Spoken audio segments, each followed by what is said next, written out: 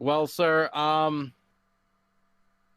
think I just need to get into it because it's my main event and I'm itching to get through this because this was this was an experience in a way that I was not expecting it to be. And I'm not meaning that necessarily in the best of ways either. What up, Sparrow? Hello. Welcome, Sparrow.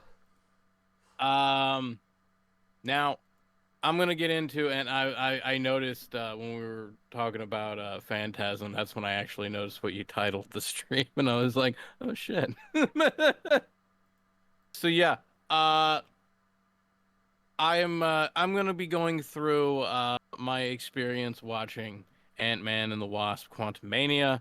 Uh, I there's no way I can get through this without spoiling shit. So spoilers. Because I have to talk about the good, and unfortunately, the good is what it is. Now, before I get into the actual what that movie was, because that was a movie that I watched.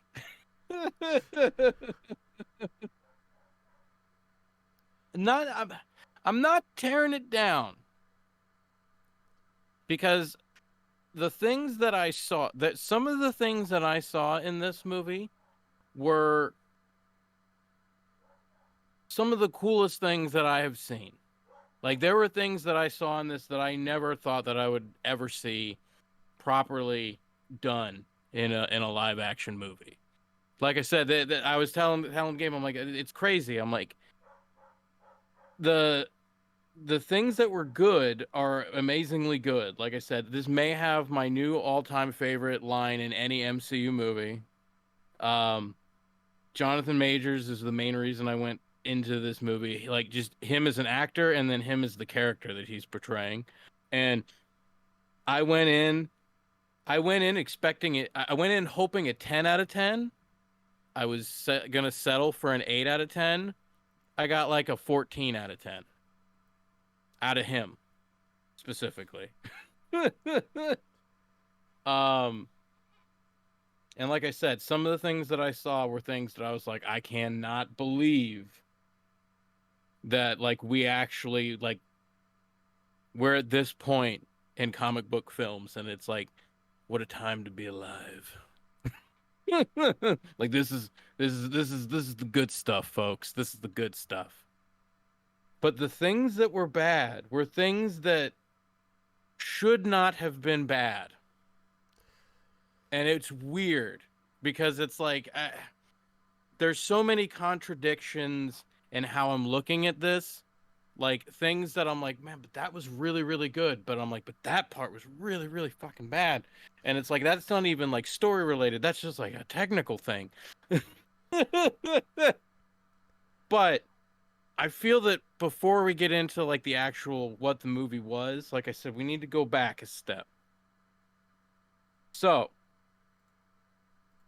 this movie is the first movie in Phase 5. That's what this is. This is it. Um Now, not only is it that, but we're showcasing our new big bad. The new Thanos, if you will, which is Kang, which is the main fucking reason I'm fucking in. Now, the trailer comes out, and the trailer is all sorts of fucking epic.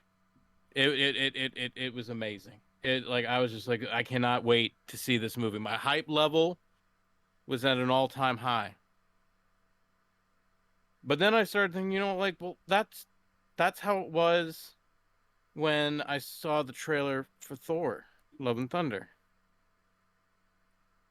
That's how I felt when I saw the trailer for Doctor Strange and the Multiverse of Madness.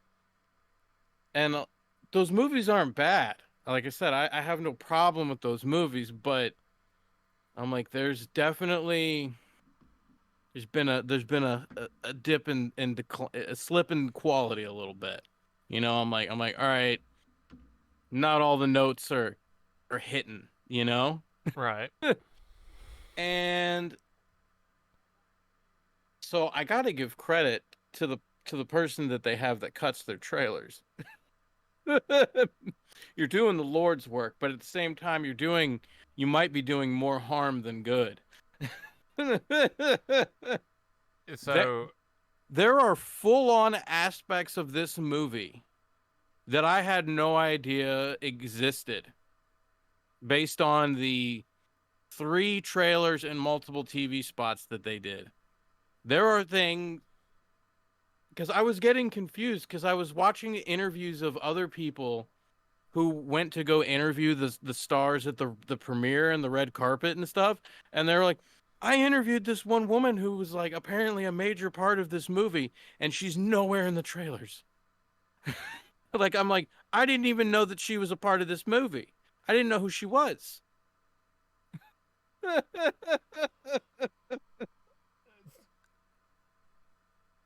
so, am I out of line saying that maybe watching the trailer for this one not the best idea? I mean, Would is it the soften the blow? I guess is what I'm trying to say. If you didn't, the trailer isn't misleading. Because what I mean, a lot of the things that you see for the most part, and it's generally that the only thing is that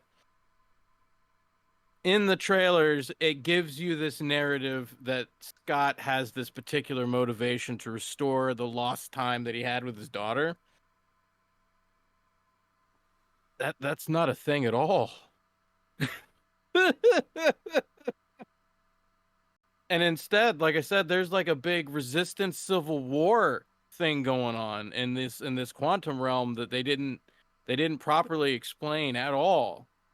Like I said, the world that you spend 98.5% of the movie in doesn't get any good exposition or introduction. Like everything that you knew, like if you've watched everything as much as I have and have paid, even if you have all the comic knowledge and stuff, but you're just obviously you can only really go based off of what you see in the movies. Uh, Everything that they've explained or said about the quantum realm already is basically the same. Like you learn nothing new other than like, oh, there is a civilization down there. Fuck if I know anything about their like how it works or anything. It's just all amoebas and weird creatures and stuff. But it looks the Guardians of the Galaxy movies, even though it's not like I mean, they have a lot more creativeness to like go with like different species and everything. It's not just like amoebas and quantum craziness, but everything looks amazing. I didn't believe a damn thing.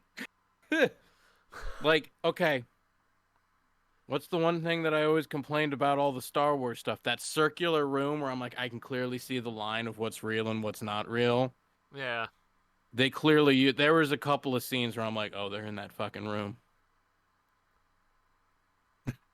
I mean, I think that there are more shots that show it than I noticed, but I did notice a couple. And I'm like, oh no, this is that exact room. I can tell. I'm like, there's the line right there.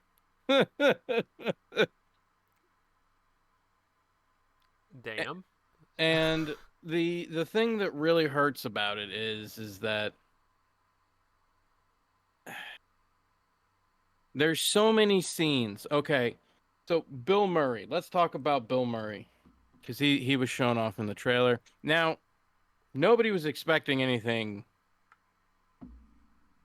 amazing out of this. It's just like, oh, it's just like it's just like when they used Jeff Goldblum in Ragnarok. You know. Yeah. Now, to be fair, and to give you an even better idea, um, Bill Murray's function in this movie is way even less compared to what Goldblum's purpose was in Ragnarok. So it's like it's very insignificant. It's like a Um, waste. just a cameo for like for 5 minutes. Um, you didn't need that scene at all. You did not need to pay, and this is nothing against Bill Murray. I'm not a Bill Murray. I love Bill Murray. You know what I mean? But it's like it was a complete waste of a cameo, I guess. Like, I mean, like he had one funny line, and he basically this movie got compared a lot to Star Wars, which I could see that. I'm like, not it's not anything like Star Wars, but I'm like, okay, if you're gonna say it's Star Wars, then this would be that, then that would be this, and then that. That's basically I'm like as far as it goes, but it's not Star Wars. But I can see where they're coming with it. But if we're gonna go with that, he was basically like a Lando Calrissian in Empire, where it's just like, oh, he's a friend, but he's like, oh, he sold us out. That's it. That's it. And that's perfectly fine, Fair enough. Sparrow. I get Fair I get enough. I get a Fair little bit enough. greedy too, in regards to that. That's just And like I said, it's nothing against him. He wasn't terrible in what he did, but it's just what I'm getting at is that they had that scene, and then there was like a bunch of other scenes with just other characters just used as gag moments. So they had like probably anywhere from like 15 to about 23 minutes worth of scenes of just stuff like that really served no longevity purpose, no plot furthering, like that's connected to anything.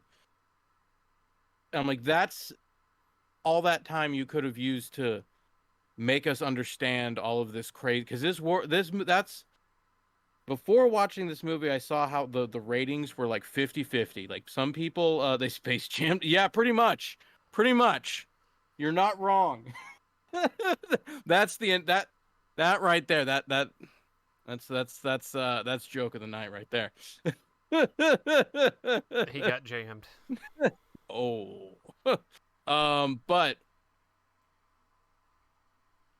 it's like I said, they could have used it to explain the world better. Give it some meaning.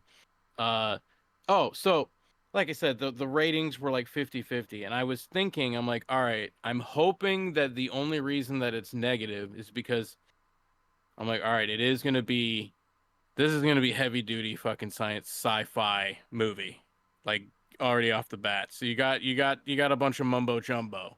All right.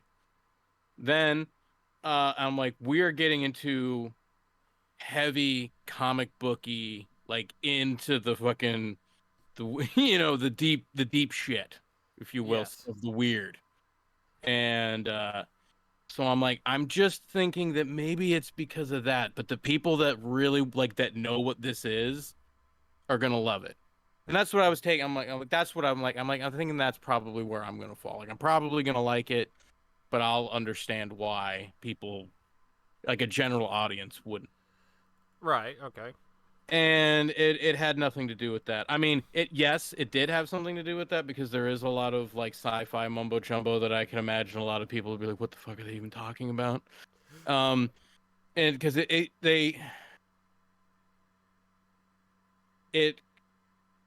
overcomplicate that's the problem with like time travel shenanigans, because it can overcomplicate things unnecessarily. But if you looking at it in a comic book state of mind, you're like, okay, like I get it. You know what I mean? Like it's like you understand it, but it doesn't really make sense. So somebody who doesn't really buy into comic book stuff anyway will probably be like, this is just stupid. It, it's bringing me back to last week when we were talking about into the you have to go out into the world to understand the movie that you're watching. Hmm. That's not really the hallmark of a accessible and contained film. Oh, oh, The main thing that this taught me, and it's like I'm gonna have to remember this now, because it's like that it's not one thing to remember the events of like the movies that happened before it, but I'm like, okay, now I have to remember fucking equate like timeline and like special. So basically there's going to be two spots, I believe, unless they haven't revealed that these two spots are in the same location. There's a theory that they are, but at most there's going to be two spots in the movie where the normal flow of time and space and everything just does not really exist. Mm-hmm. So when things happen in those areas, they happen, but they don't happen, but they happen. Like they don't count, but they count. It's because it's not in the normal flow of time because they're outside of time. And I'm like, we're getting Leo'd some fucking Inception shit right now with the Ye- time shenanigans. but Inception made sense to me. What you just said right there, I think I blew a fuse there. I'm not 100% sure what just happened. Yeah, yeah, yeah. Damn. Is it so? I mean, I get kind of the base theory of the whole thing, but that that seems like a bit much. Yeah, yeah.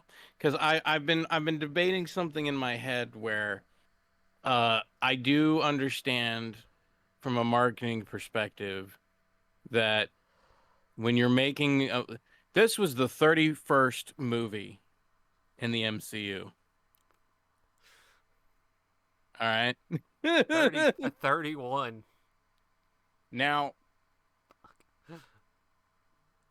when you are doing something like that, uh I understand that when you're putting these movies out in the theater, you want in an ideal world, you want anybody to join in at any moment and be in for the ride and it's okay.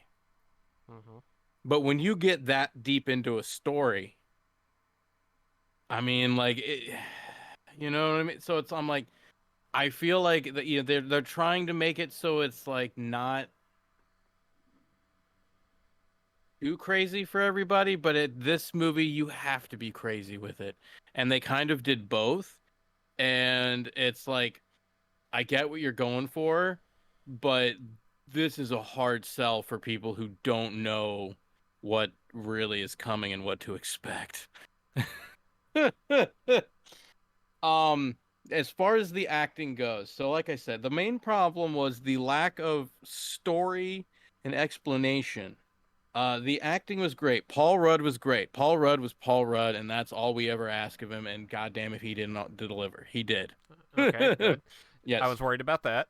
No, Paul Rudd's great. It's him being Antman. That's what you want. Um, the daughter, which I didn't really have any opinion of before the movie. I know that some people were like, "Oh, she's probably gonna be real fucking annoying. They're gonna make her a hero." Da, da, da. She was pleasant. She was great. She wasn't annoying. I'm looking forward to seeing more of her. She was the most proactive one in the movie. I mean, she also caused the problem that happened in the movie. I mean, well, okay, she didn't cause the problem. Maybe Michelle Pfeiffer caused the problem, but uh, um, it was the catalyst that kind of jump started the specific events was the Dodgers' fault. Um, Michelle Pfeiffer was good. There were some questionable things that I'm like continuity wise, like, well, I mean, not continuity wise.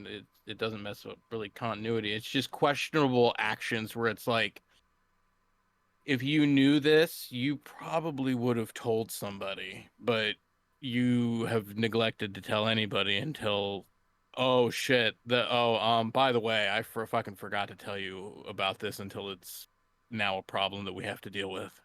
uh, kind of like the zombie bite theory, where somebody gets bit and they wait until the worst possible time to be like, I may be dead. Because while she may not know the full extent of what Kang is capable of, she knows who he is and that what he has done up to a certain point. And she did get through, and I mean, I don't know how much she helped. I can't remember.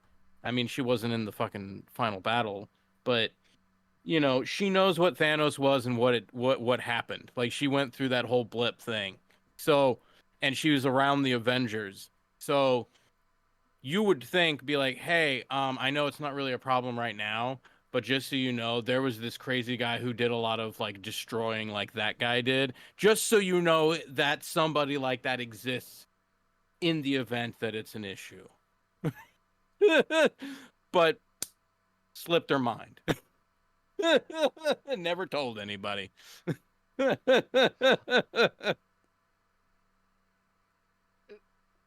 That's one of those things that happens because it's supposed to happen to move the story along and doesn't really have a reason. Oh, no. Now, there's a really stupid out, but I'm not even going to acknowledge that because it's so stupid. And if it ends up being the case, then sweet Jesus. Anyway, there's a very stupid out to that. But anyway, oh God, I hope that's not the case. But so other than that particular flaw, she's fine. I don't have a problem with Michelle Pfeiffer. Michael Douglas is amazing. Yeah. Michael Douglas is great. He's the one that says my quite possibly now my all-time favorite MCU line of all time. And I don't know if you noticed in the trailers, but there is a character that is pretty much just a giant walking piece of broccoli. And they're walking through the town, and Michael Douglas is just talking to Michelle Pfeiffer and all of them, just just sitting there talking. And then just all of a sudden, he goes, "Holy shit, is that guy broccoli?"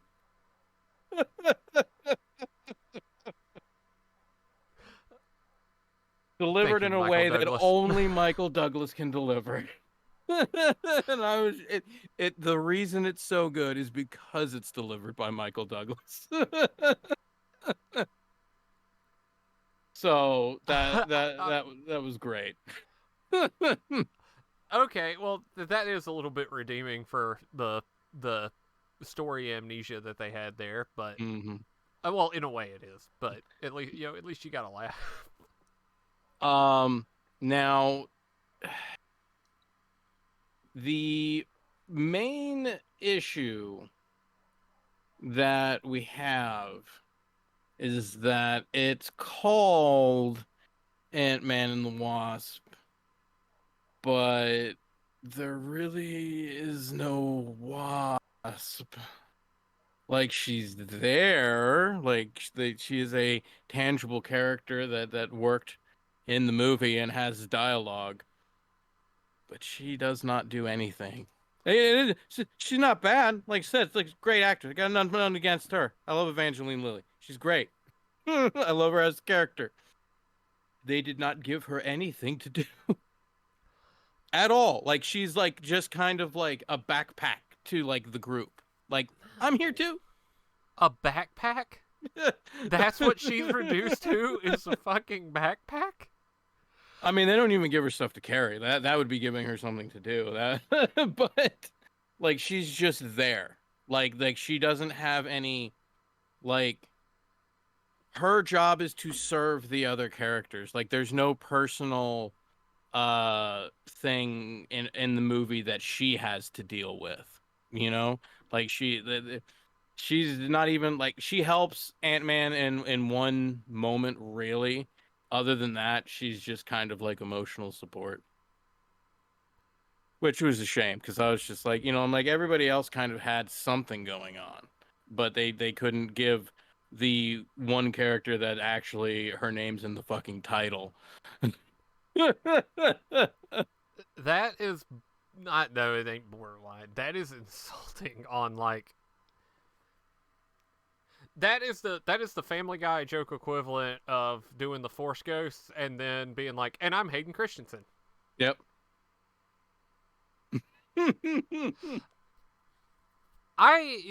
we were talking before the show, Ian compared it to a couple of compared the story to a couple of things, and I haven't seen it obviously, and I was going off of what I had been told about it, and everything I've been told about it is kind of circling back around to the story for this and how some things were set up, I guess, more so than the whole package, is an afterthought. like it's we have a in this case we have a movie called Ant-Man and the Wasp, and I wrote this very great Ant-Man story. Well, I wrote an Ant-Man story, and I had some things to set up, and then I forgot that the Wasp was in the title. Yeah. Better Hmm. go back around and put some stuff in to And so, like I flesh said, it out. it goes back to what I was saying early, before the show. Now, I didn't mention this on the show, but the person who wrote this hasn't done a whole lot. I'm not saying they've done nothing. They have most certainly done stuff before, but I believe that this was the first like big major movie that they've ever written. Their main claim to fame was a couple of really good episodes of Rick and Morty, which, like I said, on paper made sense. It's like, okay, Rick and Morty deals with a lot of like crazy sciency stuff, but they get away with it and they make it. And that's what this movie is: a bunch of crazy, weird science adventure. Da da da da. Da. So on paper, it made sense. Like, let's get those people, but they wrote it in that same style where it's like the background really doesn't matter in an episode of Rick and Morty, you know. And then like you can have an episode of Rick and Morty where it's mainly Morty focused or mainly Rick focused, and the other titled character isn't in it. Uh huh. And I'm like this in this particular episode of Ant-Man and the Wasp wasn't really in any of the A or B plots. Uh, real quick, I have to cut my camera off on the stream real quick while I do something. But Ian, you're not really selling me on this one, and not that I Don't have. worry.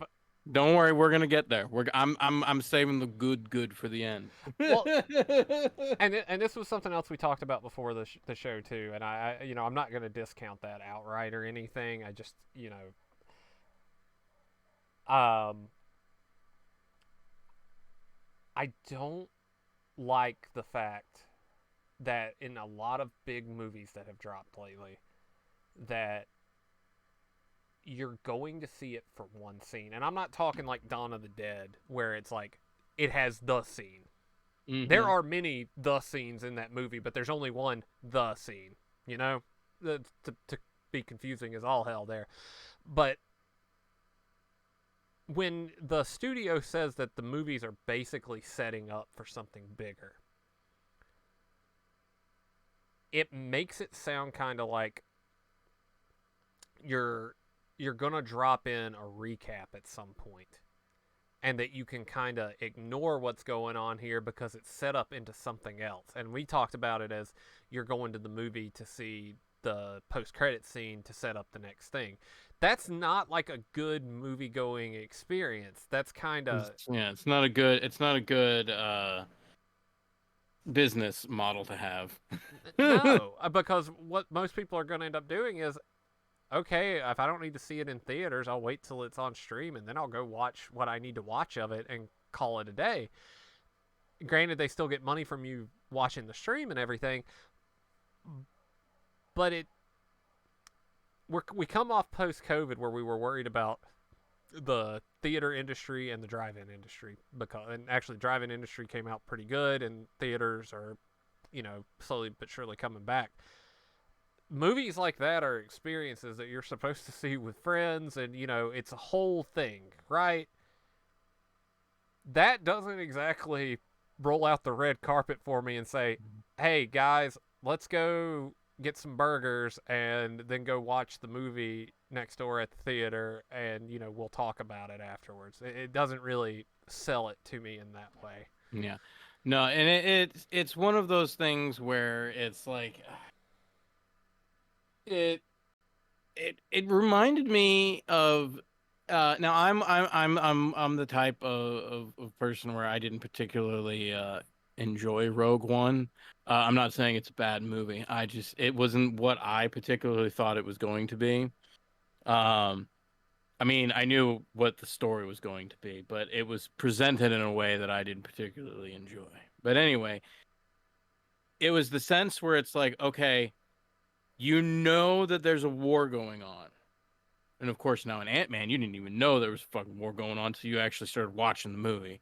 But when you went into Rogue One, you at least knew, like, okay, I know what I know what the backstory is. There's the rebellion, there's the Empire. Good, bad, yeah.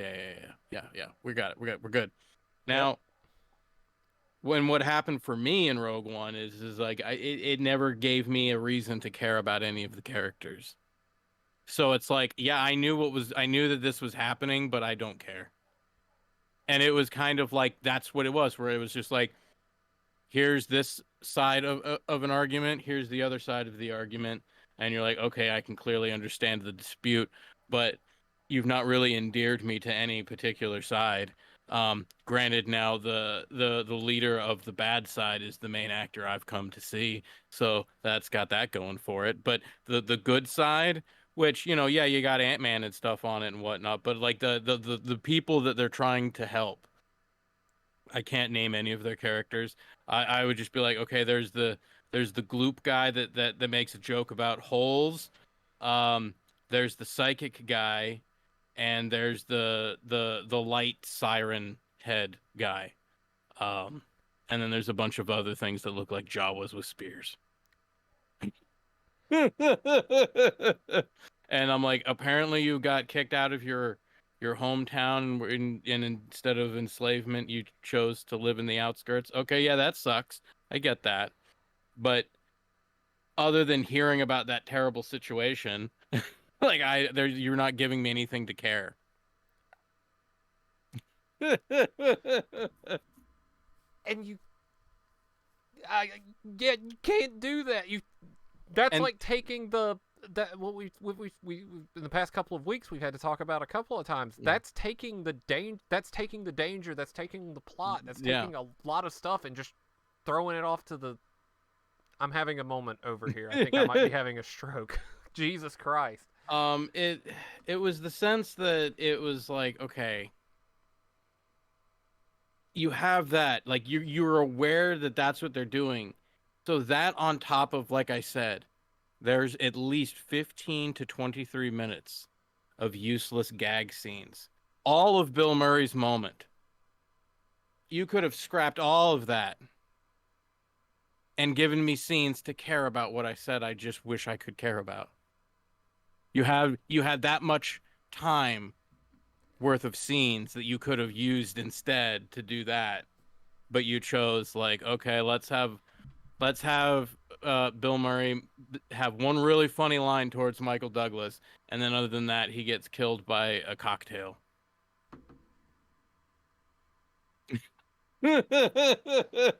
At least the Bill Murray Zombieland cameo was That was charming. hilarious. That was great because he was making fun of himself. Especially the Yeah. Garfield reference. But um now the thing, and here's the thing too, is that I know what this character, they're setting up Kang. Like I said, that's the main thing I went for. Now, I know what this character is and what they're kind of making him movie version wise. Like, I get kind of the direction they're going in. This movie, I'm trying to imagine it as somebody who doesn't know the things that I know, or the things that, like, comic people know. And I'm like, this does not set up anything. Like, even if you watched Loki and saw the last episode, which was the last time we saw Jonathan Majors, you would be very confused. And even more so after the events of the movie, the post-credit scene, which to me, like I said, was one of the most amazing things I never thought I'd see ever. But it was done in a way where if you didn't know what that was, you are just baffled, confused. So basically, the Kang that we get in this movie, the main villain of the movie, there's some ambiguity as to whether or not that character is dead or not. So we don't know if he's dead or not. But at the same time, it doesn't matter if he's dead or not because there's variants of him.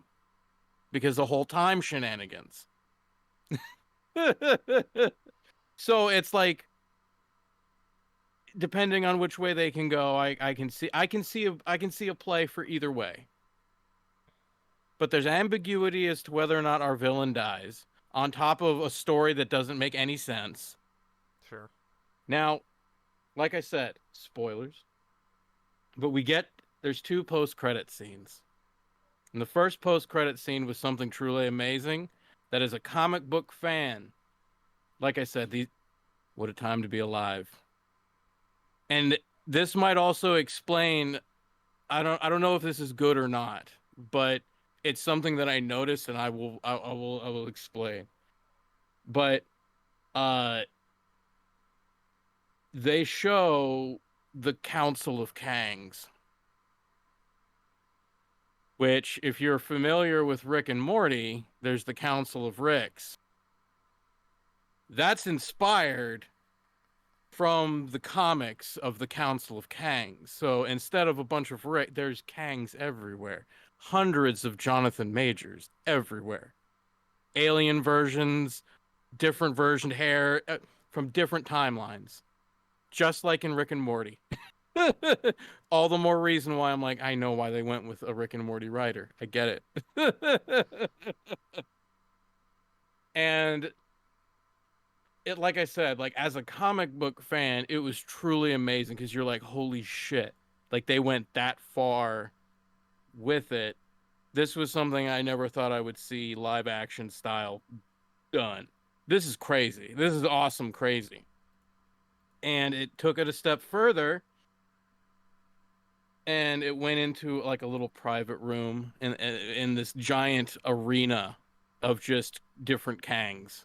And there was the three main ones, which in comics, if you know the comics and Kang, then you very much know who these people were.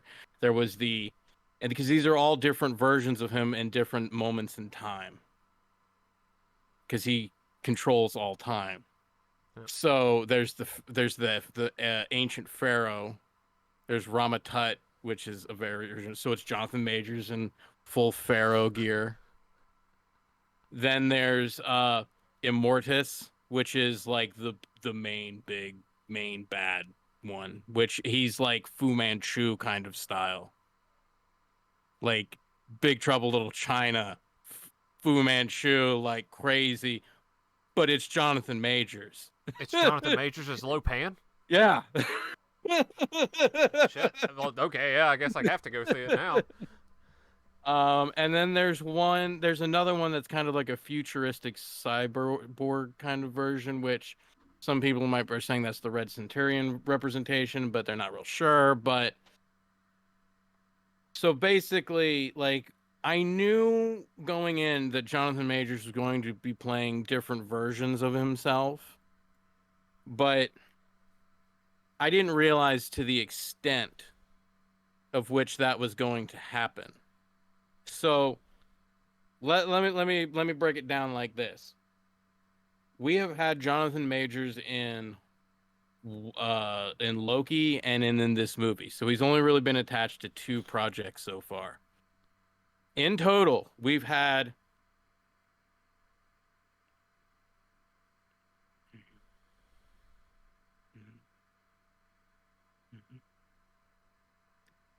9 different versions he's portrayed, like with actual voice lines.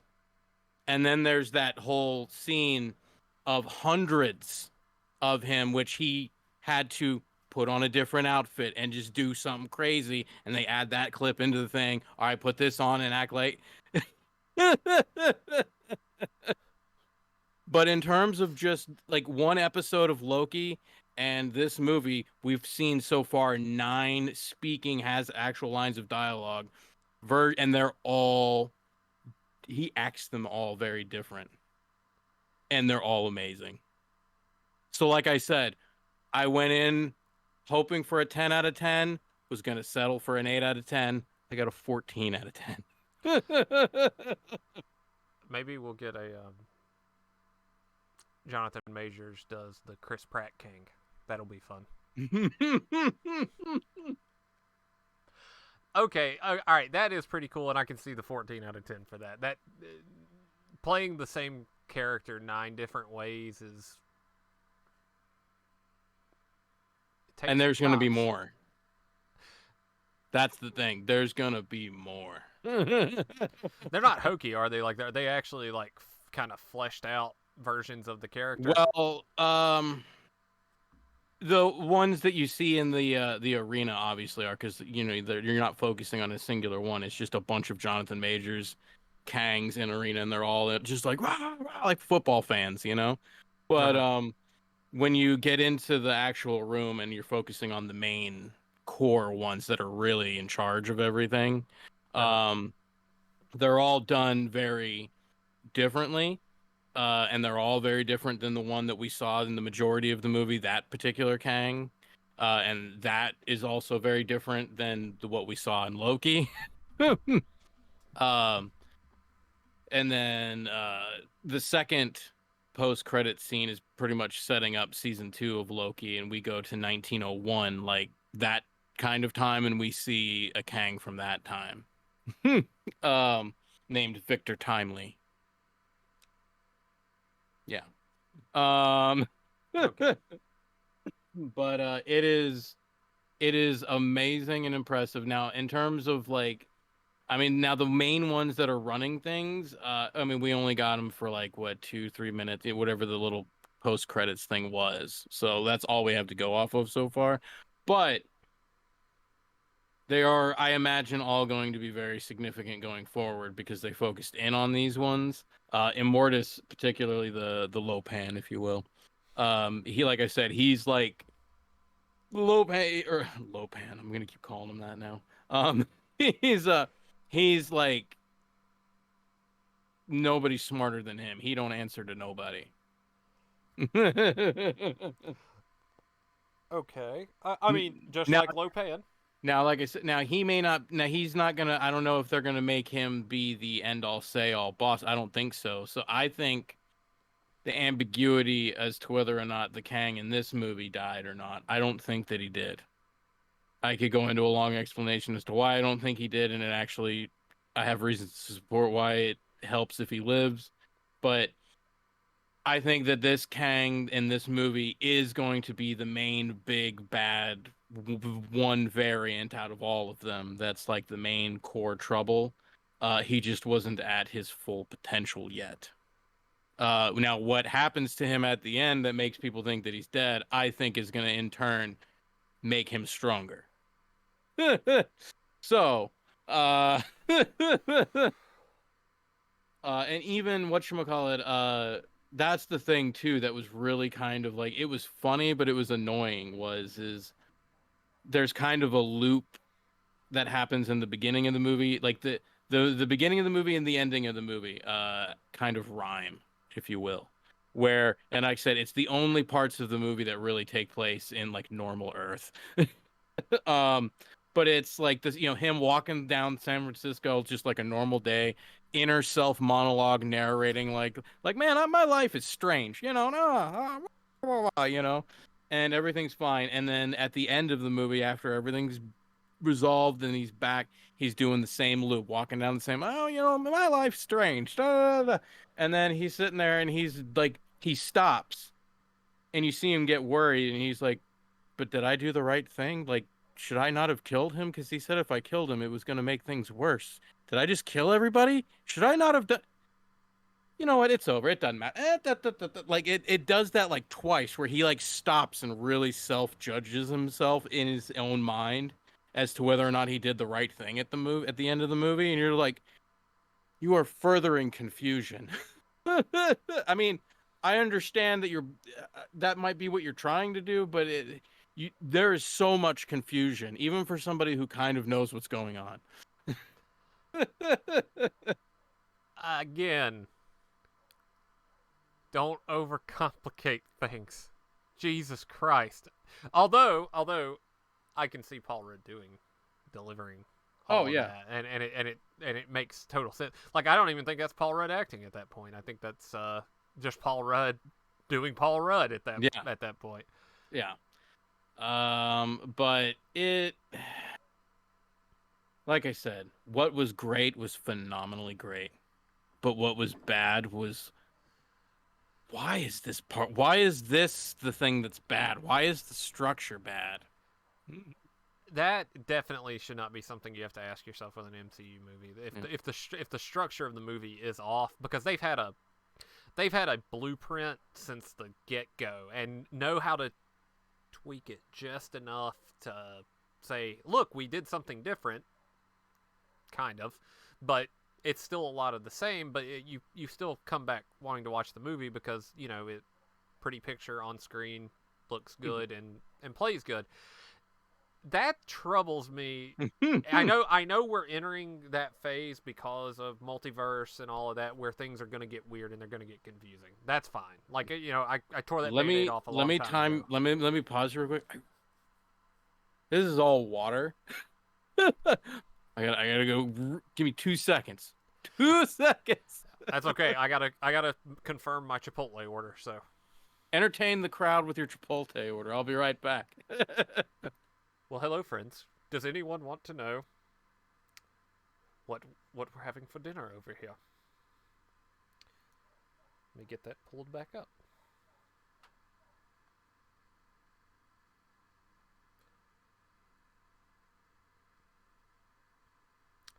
I will be having 3 soft tacos with chicken, white rice, cheese, sour cream, and roasted corn, chili corn salsa. And a chicken burrito with white rice, black beans, green tomatillo salsa, sour cream, fajita veggies, cheese, and having the tortilla double wrapped. That is my order for Cliffhanger, which will be playing after the movie.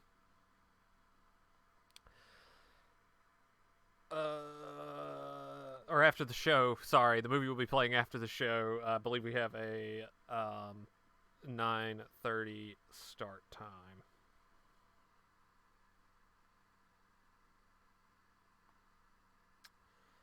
Also, how's everybody doing? That's still out there. Do you have a movie that you have seen recently that you would like to share? As I'm always on the hunt for new things to watch while I get ready to subject our lovely audience to Controversial Movie Month and Udwig Finnick Month, which might actually have some overlap this year. I'm pretty excited for.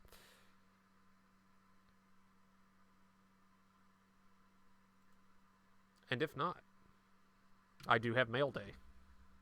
Oh, nope, Ian's back. No Mail Day. Mail Day is canceled. All right, I'm back. We'll scrub that from the YouTube. Yeah. My order was not that exciting. Oh. No, 3 tacos and a burrito. I mean, as long as you had some hot sauce, you're good. I am a man of class. I go with the green tomatillo salsa. There you go. Yep.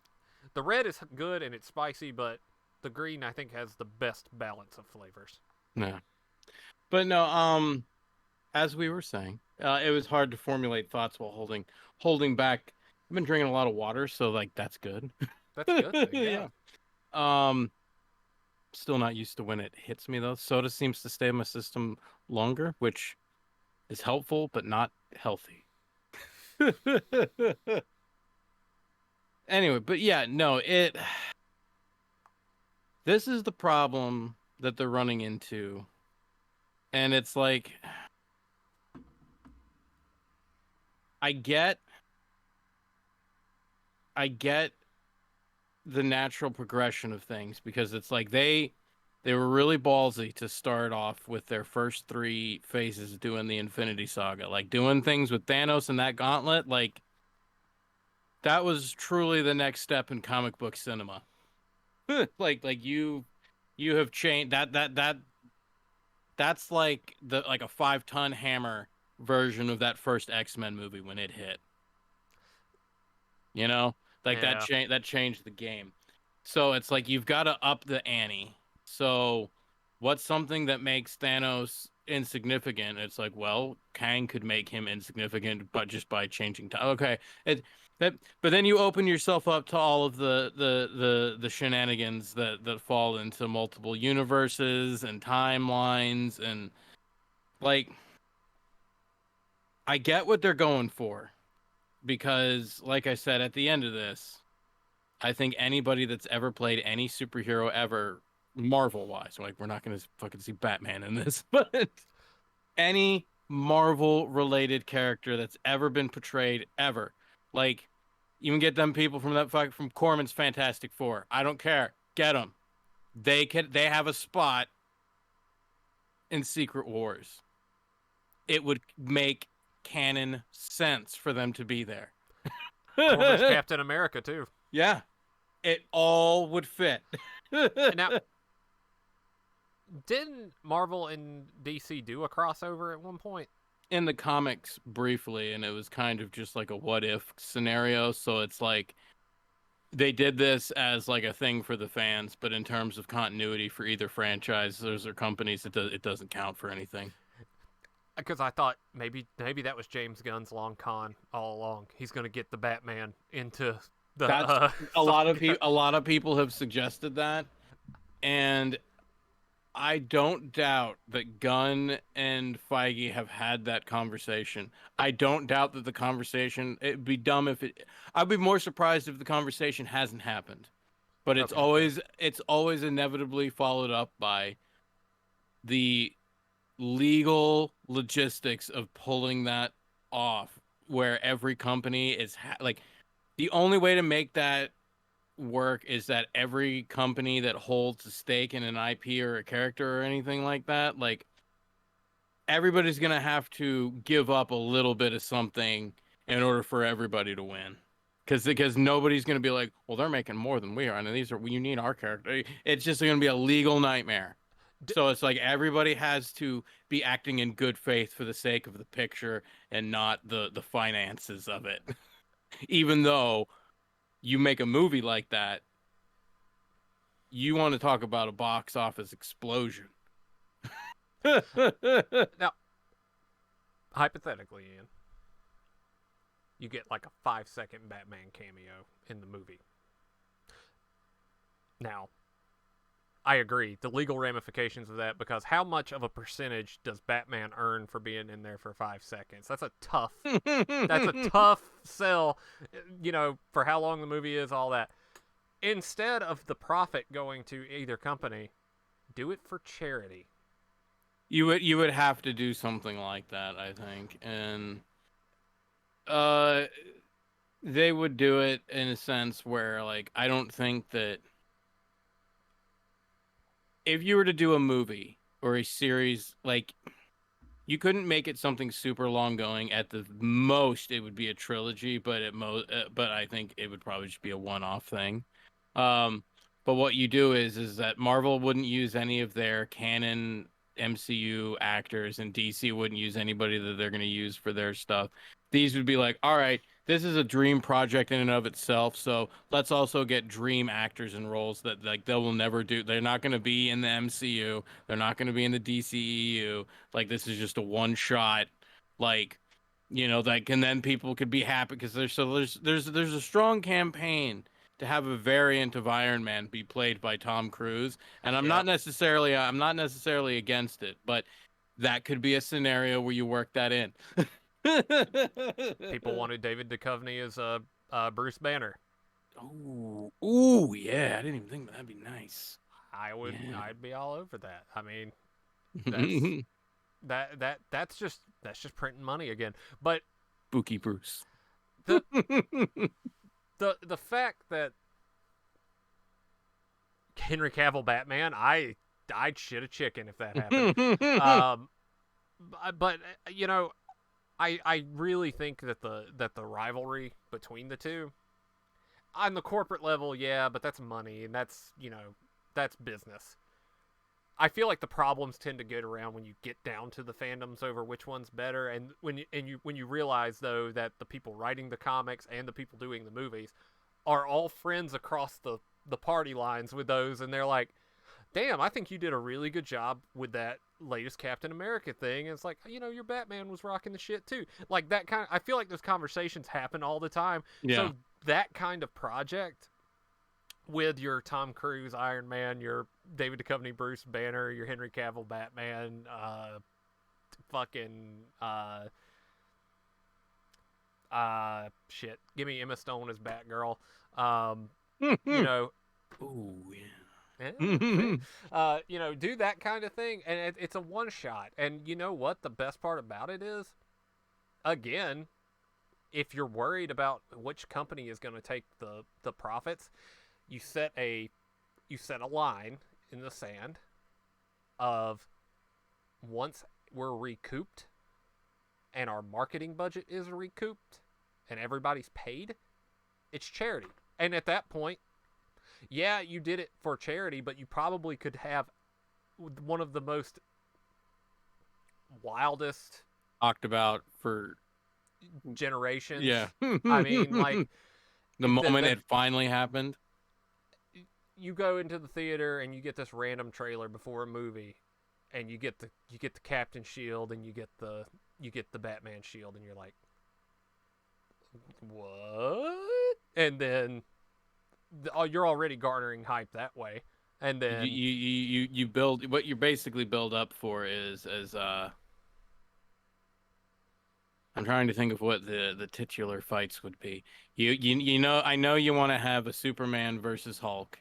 You got to have that. I'm no, thinking maybe you put Batman against Captain America. Um, you could do Antman. And well, no, I'm sitting here thinking, trying to think. You could do some interesting things. You could do a lot of interesting things. But I know fuck, make that your Red Sun in that yeah, one. I mean, I know that basically I know that you want to have the Superman Hulk fight because I think that's as close as you get. This is somebody who just keeps getting angrier and stronger versus Superman. It's like finally, it's like it's like a revenge Doomsday match, but it's not Doomsday. we just printed money. Yeah, well, that's what you do. But now there's one aspect of this movie that I've yet to touch on, and it seems to be one that a lot of people were disturbed and upset by.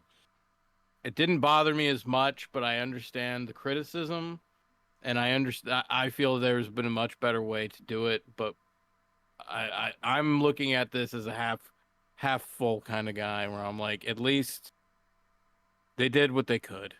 And that's the I'm referring to Modoc in this movie. um, you want to talk about one of the worst? Like I complained because, like I said, I could tell they were in that fucking circular room with some of the effects and stuff. And I'm like, oh, this just looks weird and kind of goofy. But you want to talk about a horrific effect? That face stretch that they put on that model was horrendous. Horrendous. Like, did they hire somebody's cousin to do that? Like, what? When Velcro shoes must be involved in this decision making. I don't understand how you get an okay with that. Like, Modoc is an incredibly goofy ass character. All right, like there's no way that like okay, anyway before MCU movies, before like Snyderverse DCU, like back when comic book movies were kind of like a crapshoot, and it was what it was. It wasn't really like a praised thing. It was just like, all right, that's cool that they're doing that, I guess. And you would see representations of characters, and you're like, how the fuck did they make the character like that? You know, like it really feels like his whole character really feels like something out of that era. And Ew. yeah, That I had to look. I forgot who Modoc was there for a second because I think I just sneezed a brain cell out. But um, I can see what you're talking about now and how bad it looks, and I wanted to apologize. I know I went missing one weekend. That was what I was working on was a Microsoft Paint. yeah. Now, in terms of how the character acted, and everything, it's like, look, okay, look, MODOK is insane. Like, I've not seen the Hulu kind of animated esque. It's not a cartoon, but it's animated esque. The one that's voiced by Patton Oswalt. Hmm. Like, I've not seen that. I've seen the trailers for it, and it looks funny, but still kind of cutesy. MODOK is batshit, like homicidal, madman crazy. Like he is the most absurd, comedic, evil psychopath you will like, in the most disturbing presentation you've ever seen. That's like, why is this a thing? A big floating head. But so doing him justice in any way was always going to be a challenge, no matter Yeah. what. The only thing I felt that MODOK would have possibly, if they had done it right, I'm like, this is a type of character that you reserve for an R-rated Deadpool. This is a Deadpool character, right? This would be perfect as like a villain that he has to deal with in a movie, because it is so absurd and you need him to be R-rated. You having a PG or a PG-13 version of MODOK would never work. It was never going to work. Um, in terms of like how they implemented it in this, and I'm like, this is as best as you're gonna get for an MCU style MODOK. Like, you kind of just have to applaud the fact that they even decided to use the character at all. Like, they found a reason to use him, and but how they used it was ridiculous, although it did have like one or two good lines. um but if you were going in expecting what MODOK really is, first off, I would love to live in that dream world that you've created. Because MODOK was never going to work unless it was in something like Deadpool, and even that is questionable. It depends on how you do it. um, I mean, I'm reading up on some of MODOK's alternate Brodock and mhm. the like, and I'm like, that's they could do that with the Deadpool universe, and it would just be because even if it looks bad in the Deadpool universe, that's a jumping off point for Yeah, Deadpool. So I mean, yeah, yeah, that's totally fine. I exactly. Now I'm upset again. But yeah, it was so odd that there were the things that I wanted out of the movie, I got. I just didn't expect that was literally all I was going to get out of it. And like I said, it's not to the detriment of the acting. Like I said, like Evangeline Lilly's great. They just didn't give her anything to do, so she might as well have not have been in the movie. They did not need to pay to have Bill Murray in this movie. Like, nothing against Bill Murray. Bill Murray was being Bill Murray, and that's all we can ever ask of him as well. and and it is what it is. But it was just like, you could have done something else, and that contributed to the movie. Like, but instead, you wrote it like an episode of television, which that's what the person is known for.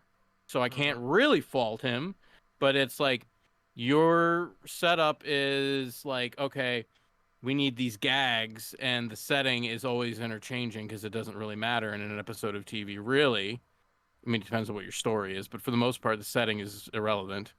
Right. It's whatever it needs to be, and that's how it was treated. It was just like, the quantum realm is just where this episode is taking place. So, like that's where we are. It's like, well, why is it? How did this even happen? Why? How? What are these things? It's just an episode. We don't have time to go into that. Here's Bill Murray for a gag, because he's a special guest on this episode. It really is written like an episode of television, and all of the things that should be explained and expositioned to you doesn't. It's like the one time that you're asking for exposition to be thrown at you. Like, Right. for the love of God, give me something, please, so I know. Okay, I've gone through so many emotions as you've talked about this, because I'm on the one hand, I'm basically that meme of, ooh, well, no, well, no, well, like I keep going back and forth with it because the story feeling like an afterthought makes more sense now because with what you said about how it's kind of feels like it's written for TV. But what you have described is also it was written for TV, and you are supposed to have the knowledge of 5 episodes prior to this that don't exist. That's the worst part about it, is that it seems like they're establishing things without actually establishing, which makes me honest to God worried that this is the movie that you are just going for the post-credits scene because the rest of the movie doesn't matter. And Right. whenever you said that it takes place in the quantum realm pretty much 90% of the movie,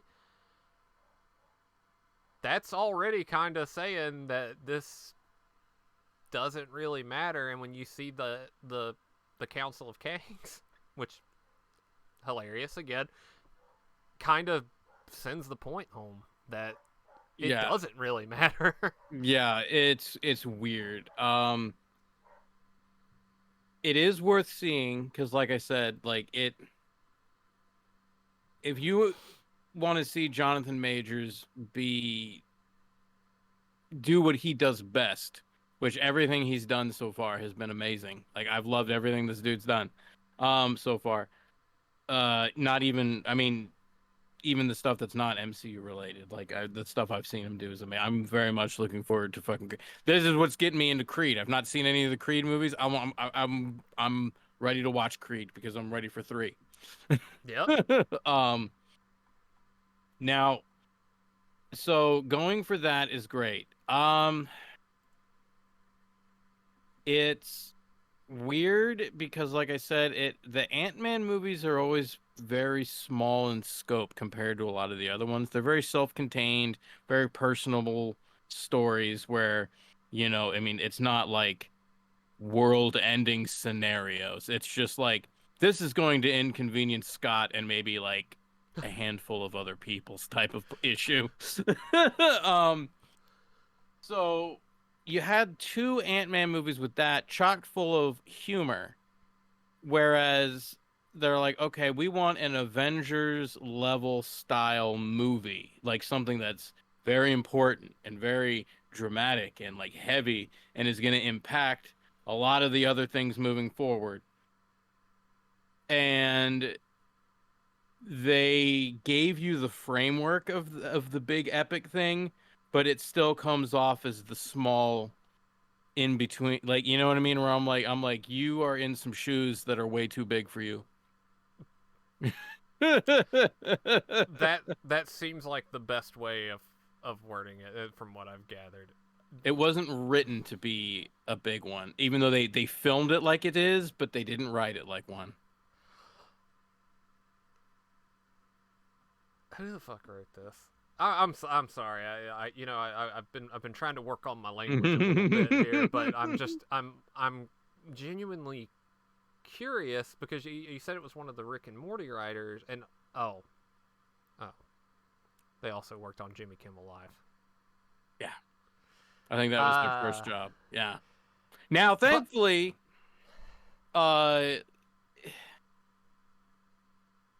you don't, because I heard that too, that was part of their profession, and you expect when you read that, you expect like, oh, okay, I can kind of guess what kind of humor's in this movie then, and it's not that. So I would any negative condensation that you have from that particular credit doesn't affect anything. Only in the sense that it's like it's helping that person only write for segments instead of big pictures.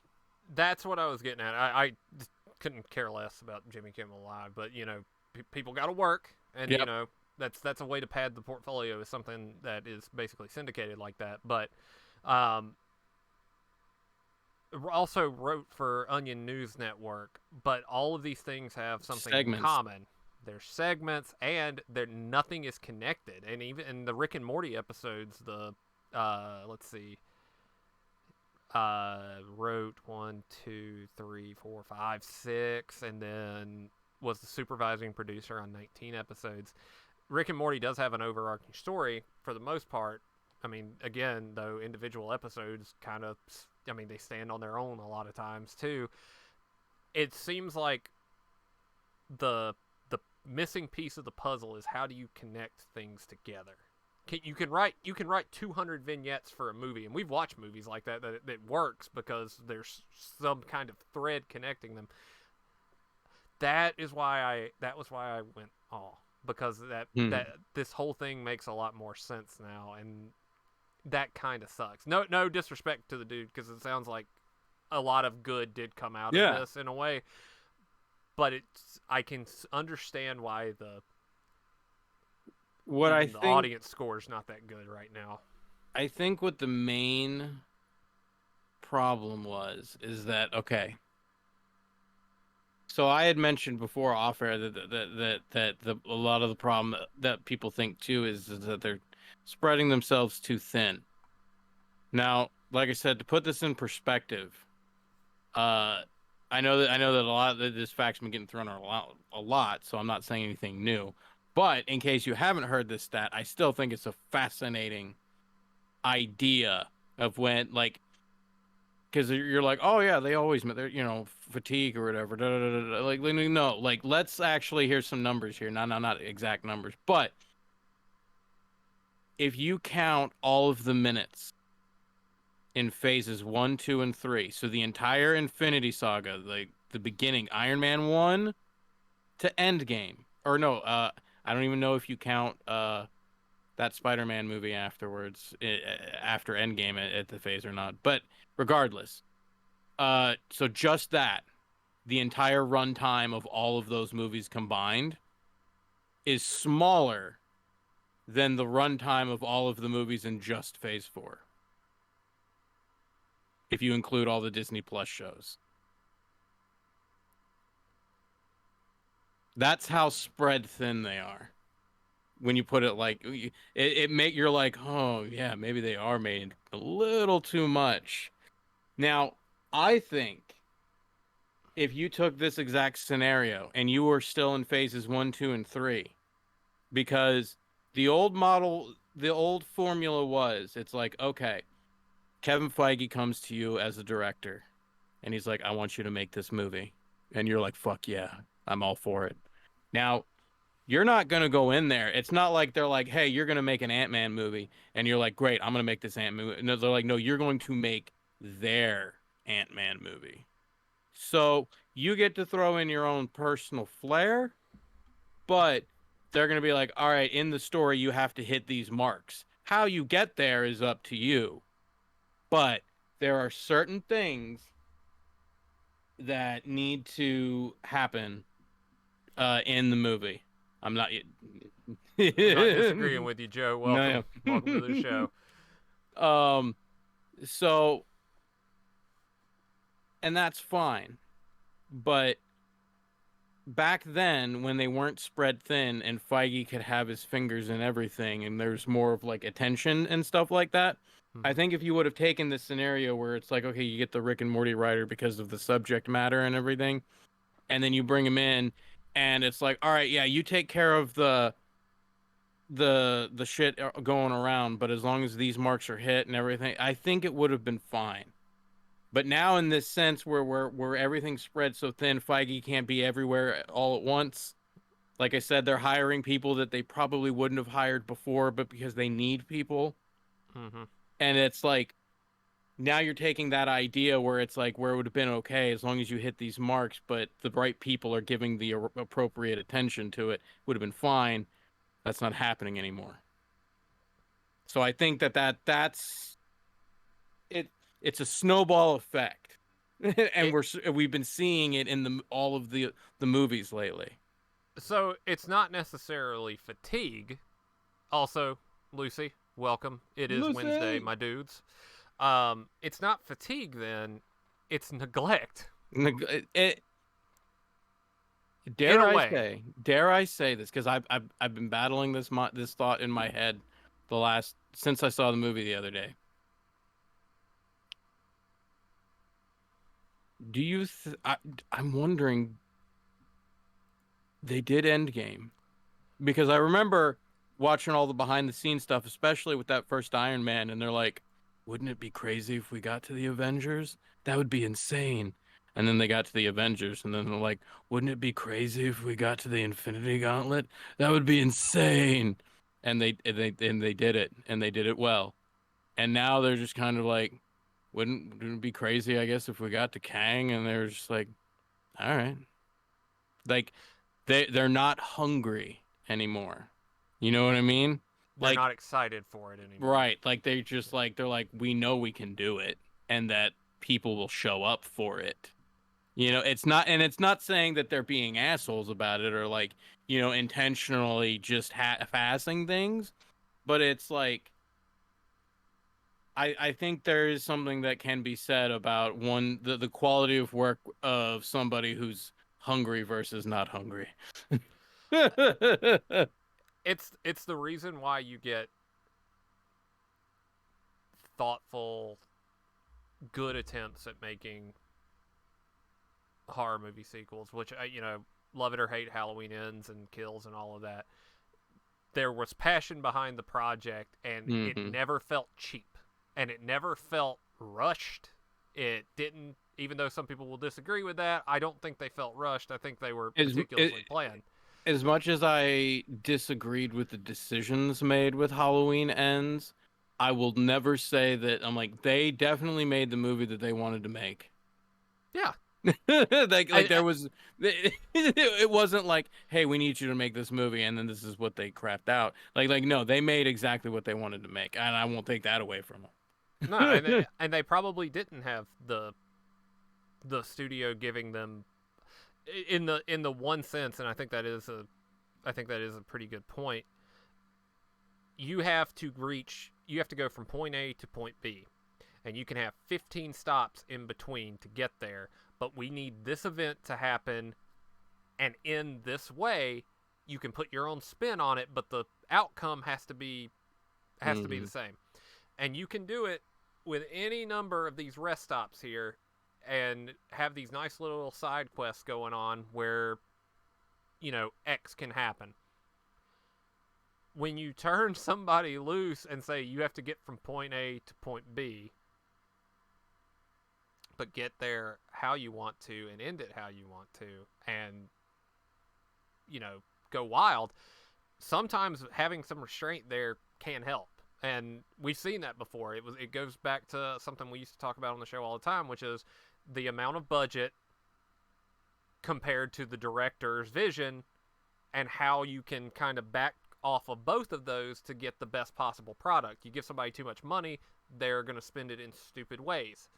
If you give them too little money, the vision might not get scaled down enough for the director or the producer, or the eyes get too big for the stomach, and you come back and say, well, that didn't turn out how we wanted it to, but you didn't give them any guidance on it either. I'm not saying Peyton Reed, doesn't know what he's doing. He's a local guy. So I'm a little biased, but You want look at his past movies though. Look at the last two Ant-Man movies. I was gonna say, you want to know something that's very interesting that I didn't particularly pick up on while watching this newest one, but in doing a lot of research and now watching all the spoiler stuff so I can soak in everything that I might have missed. Um, Mm-hmm. Oddly enough, though, if you take the three Ant-Man movies and you take away all of the linking to other things. Like, if you take the whole Kang thing out of Quantumania, anything that's leading to anything else, and if you just focus on Ant-Man and the characters in that movie, and you look at the trilogy, those three movies, that was a perfectly constructed trilogy in terms of payoffs, like certain things that happen in the first one get paid off in the third one. Like you see it was a perfectly constructed trilogy in terms of character arcs, up and downs, things rhyming. Like it was like that's been broken down now to me, and I'm like, you know what? Like that actually was competently done. So it's like I said, it's such an awkward thing to see something that had so many things right, but at the same time, so many fucking things wrong. It's frustrating. It's legitimately the case of you have you have a product that you're okay with, but when you're watching it, you won't watch it. You won't do this the first time. I don't think most movies I don't think are actually bad enough that you will do this the first time. But on your second watch, you're gonna say, here they could have done X. And again, as we said earlier too, the fandoms don't always need to get turned loose on things because that's how shit goes horribly Wrong. wrong. Yeah. But within good taste and within good reason, you could say this plot point here was unnecessary. We needed to know more about this in order for the story to progress in a way that is better for the audience and also better for the story. But instead, we wasted a Bill Murray cameo here, and we've wasted all other sorts of things throughout the movie. Now I'm having to do a lot of this theoretically again because I haven't seen it, but that's the kind of shit that gives more ammunition to the whole argument that the fatigue is happening. But as we've kind of discovered, it's not necessarily fatigue. It's just we know the movies are going to be successful, and we know that you're going to go see it. It's audience neglect just as much as it is story neglect. Mm-hmm. Allegedly, I don't want to get Allegedly. sued by them. Yeah, like I said, it's weird, and I'm trying to take myself out of it, where in the sense where I'm like, I'm trying to look at things as if I didn't know anything. Like I'm being presented with these characters and these stories for the very first time, and because during the first three phases, I'm like, I'll be honest, I'm like, I knew the name Thanos, I didn't know much about him. I knew that there was something about a gauntlet. I didn't know what all was pertained in it. And the main thing I knew about him was that he was hung up over death, Lady Death. That's the main thing I knew about him. But like I said, I was mainly a DC Comics guy, so I didn't really read a whole lot of Marvel. I just knew that Thanos was a thing that existed. So seeing how they were all doing shit in the movies, I was just kind of like, all right, well, I don't really know everything about it, and I'm kind of learning this as I go, blah, blah, blah, blah, blah. But then external research, because that's the kind of guy I am. With Kang and everything that was shown in here, like I said, there's a lot of really, really, really cool shit that I saw. Some really amazing things. That council was amazing. Like I said, I never thought I'd see something like that, like ever. What a great, great, great time to be alive. But seeing that Ramatut, Immortus, like that excites me because I know what that is.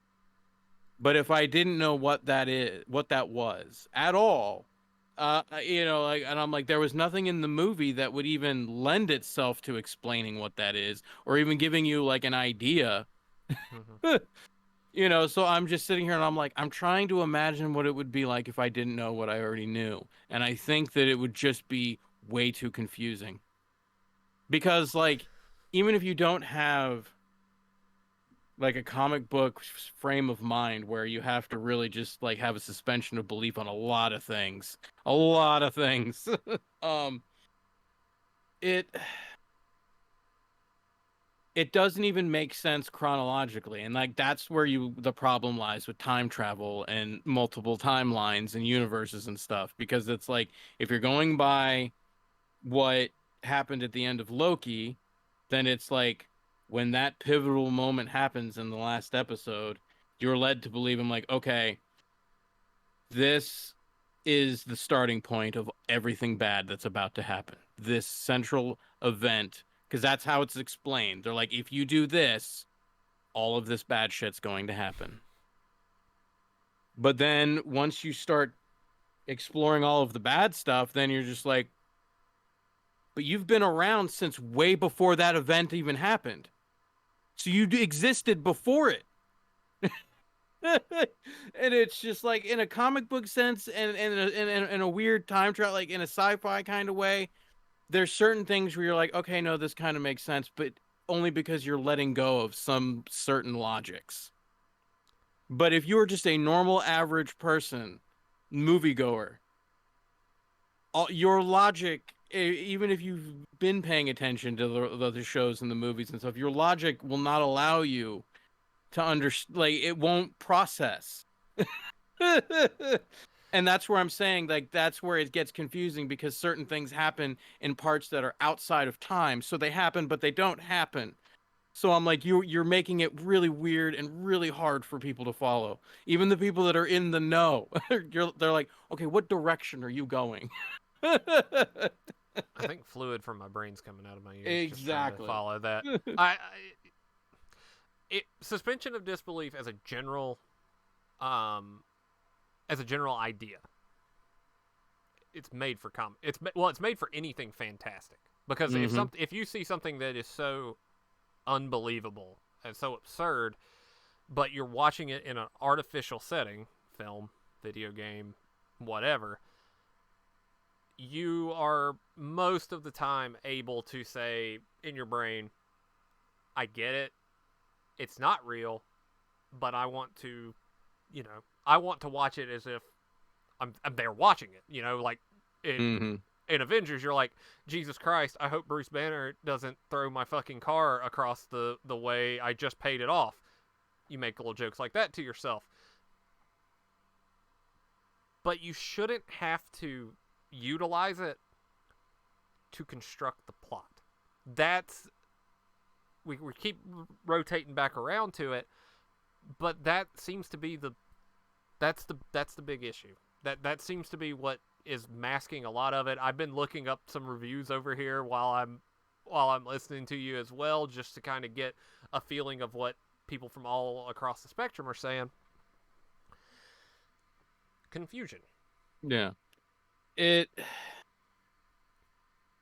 basically the last, okay, not including Black Panther Wakanda Forever, because that movie, while continues some story, it that movie was a weird case where it's like this has real world ramifications, like in terms of like we're paying tribute to an actor as well. Mm-hmm. Like I liked that movie, and the more I watch it, the more I like it. It's a little bloated and could be trimmed in spots, most definitely, but overall I enjoy the movie more and more I watch it. But taking that one out of the equation, like I said, the last couple ones where it I've been waiting, what I've been waiting for is because especially I think for like the last 2 to 2.5 years, whenever Kevin Feige's been interviewed at a Comic-Con or anything like that, he keeps saying the answers are going to start being revealed. We're going to start understanding. And it's like, okay, it's been 2.5 fucking years. And I'm like, I'm still waiting for one scene in any movie. I don't care what movie it is. Just put a scene in one of these movies that is the big exposition dump that at least points me in the direction that this is all going so I can make sense of everything else. And every movie I keep going, I'm like, all right, this is going to get, and especially how this one was set up, we're like, all right, Kang is a heavy feature in this movie. And I'm like, all right, I'm going to get it's all going to start making sense now. I mean, we're going to have more questions, no doubt, but at least we're going to get answers to some things. No, it still hasn't happened yet. Like I don't understand. Like if people who don't know like what Kang is or like in the comics and what he will become, I have the hardest time I'm like nobody's gonna understand that like this is supposed to be the new Thanos. He just lost to Antman. And it's like I'm like again, like I said, whether he died or not is ambiguous at this point right now. Nobody really knows. I don't think that he did, but there's lines of dialogue where they're trying to make you think that he did. So he might have. I don't know. Well, until the holy man himself lets us know the answers. The way that the way that that interview sounded was much like the George R.R. Martin character from the South Park Black Friday episode, where the dragons are coming, the pizzas are coming. Are they? It's questions that you kind of have to ask yourself. I know that the answers are coming, but you shouldn't have to sit through 5 movies to get the exposition on it. I'm not saying that a delayed payoff is bad. I That mean, that's but there's a difference. The problem is, and here's my issue, and I don't know if this is just me, but this is the problem that I am having, where I'm going solely based off of what the movie. I'm trying to mainly focus on only what the movie's giving me because, like I said, movies are never exactly one-to-one mirrors of the comics, and they shouldn't be. Correct. Um, Correct. but I use the comic information kind of as just like a light guidance roadmap where I'm like, this could be where they're going, but I don't say like, okay, it has to be this. But I I I just I don't know where we're going. Like it we need the roadmap. Like some give me something to go off of because like I have the ending. All right. I have an idea of what the ending is. I know certain things have to happen in the ending based off of what the movie and the shows have told me, not off of Yep. comics, because there's too much circular imagery and the way everything starts. I feel the only way it makes sense is if it ends the same way. Um, and the big reveal is how it happens along the way. And I'm like, and I'm fine with that storytelling. That can be very, very rewarding and amazing storytelling if done right. If done right. But right now, it feels like we're on that path, but we're being guided by fucking M. Night. And you're like, what is happening? I mean, I know 5 is sort of the arbitrary number here, but let's just say that your story is going to span 5 movies, Okay. leading into it. I've said it before that you shouldn't have to watch 5 movies back to back, back, back, back to get your full story to be able to enjoy the individual movies. Right. Like that's a different kind of problem that I don't really see many franchises having, even though this one's kind of setting itself up like that with the new phase. But Rogue One and A New Hope, great example. I can watch either one of those movies as standalones, and I can enjoy them. Yes, I know A New Hope came out 50 years ago or whatever, and Rogue One is a direct prequel to it. Fine. But when I watch Rogue One, I get a contained plot that leads into the plot of the next movie. And when I pick up and watch A New Hope by itself without watching Rogue One, I still have a contained plot. I just don't have the extra backstory to it, and it still works. I still have answers. I still have the exposition that I need. I don't think on a $200 million budget, an audience member should have to walk away from a movie and say, so what? And this is another thing I've been arguing with in my head where it's like, I agree and I disagree in the sense where it's like, okay, Harry Potter. I don't particularly want to sit and watch all. I mean, I've watched all of them, but I don't want to have to watch all of them to enjoy them every time. Yep. Uh, like I particularly enjoy what was it, the Azkaban one, Prisoner of Azkaban. Oh, it's Like, my favorite one yeah, as well. like like that one, I can just pop in.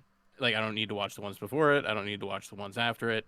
I'm fine. I'm happy. I'm a happy boy. Now, that's good in the sense that it's like that's how it's presented. There's only 7 stories, 8 movies because of the breakup of the last. Anyway, you know what I mean. It's still a self-contained story, even though there's many parts and many avenues to go down in each part. It's still just one contained story. Now, when you get into like Marvel stuff, that worked when you were doing like the first Iron Man and Captain America and it was leading up to the Avengers. If that was that, then that, fine, whatever. But like I said, we're 31 movies in. Now, ideally, like I said, ideally, you do want to make it any movie can be a starting point for anybody. Ideally, you want that. But when you end up getting as deep as they have for decades now, and like I said, 31 movies, shows that are basically movies, like in of themselves, like at that point, I think if you try to keep making them like that, you're just hurting yourself. Like, I think, especially how they have everything readily available on Disney Plus. It's like try to make them as accessible as you can, but without detrimenting the story. But, I think you're at a point now where, like, if you watch something and you see something really cool that you don't understand, the marketing tactic would be like, well, look at all this stuff that you have to, because people binge watch seasons of shows all the time. There's no difference in watching all of these movies versus binging a show's seasons worth of shows. It's just your episodes are longer. Yep. And it you gotta abandon catering to everybody coming in at one point, because it's like uh, you're robbing yourself of an impactful moment where it's like, hey, it's really cool that they like made like tied a knot on that little two character moment that like started like perfect example. All right, here we go. There's a one of the things that Marvel does do great is their funny little side characters. Like I've yet to really truly see a Jar Jar Binks stinker side character, you know?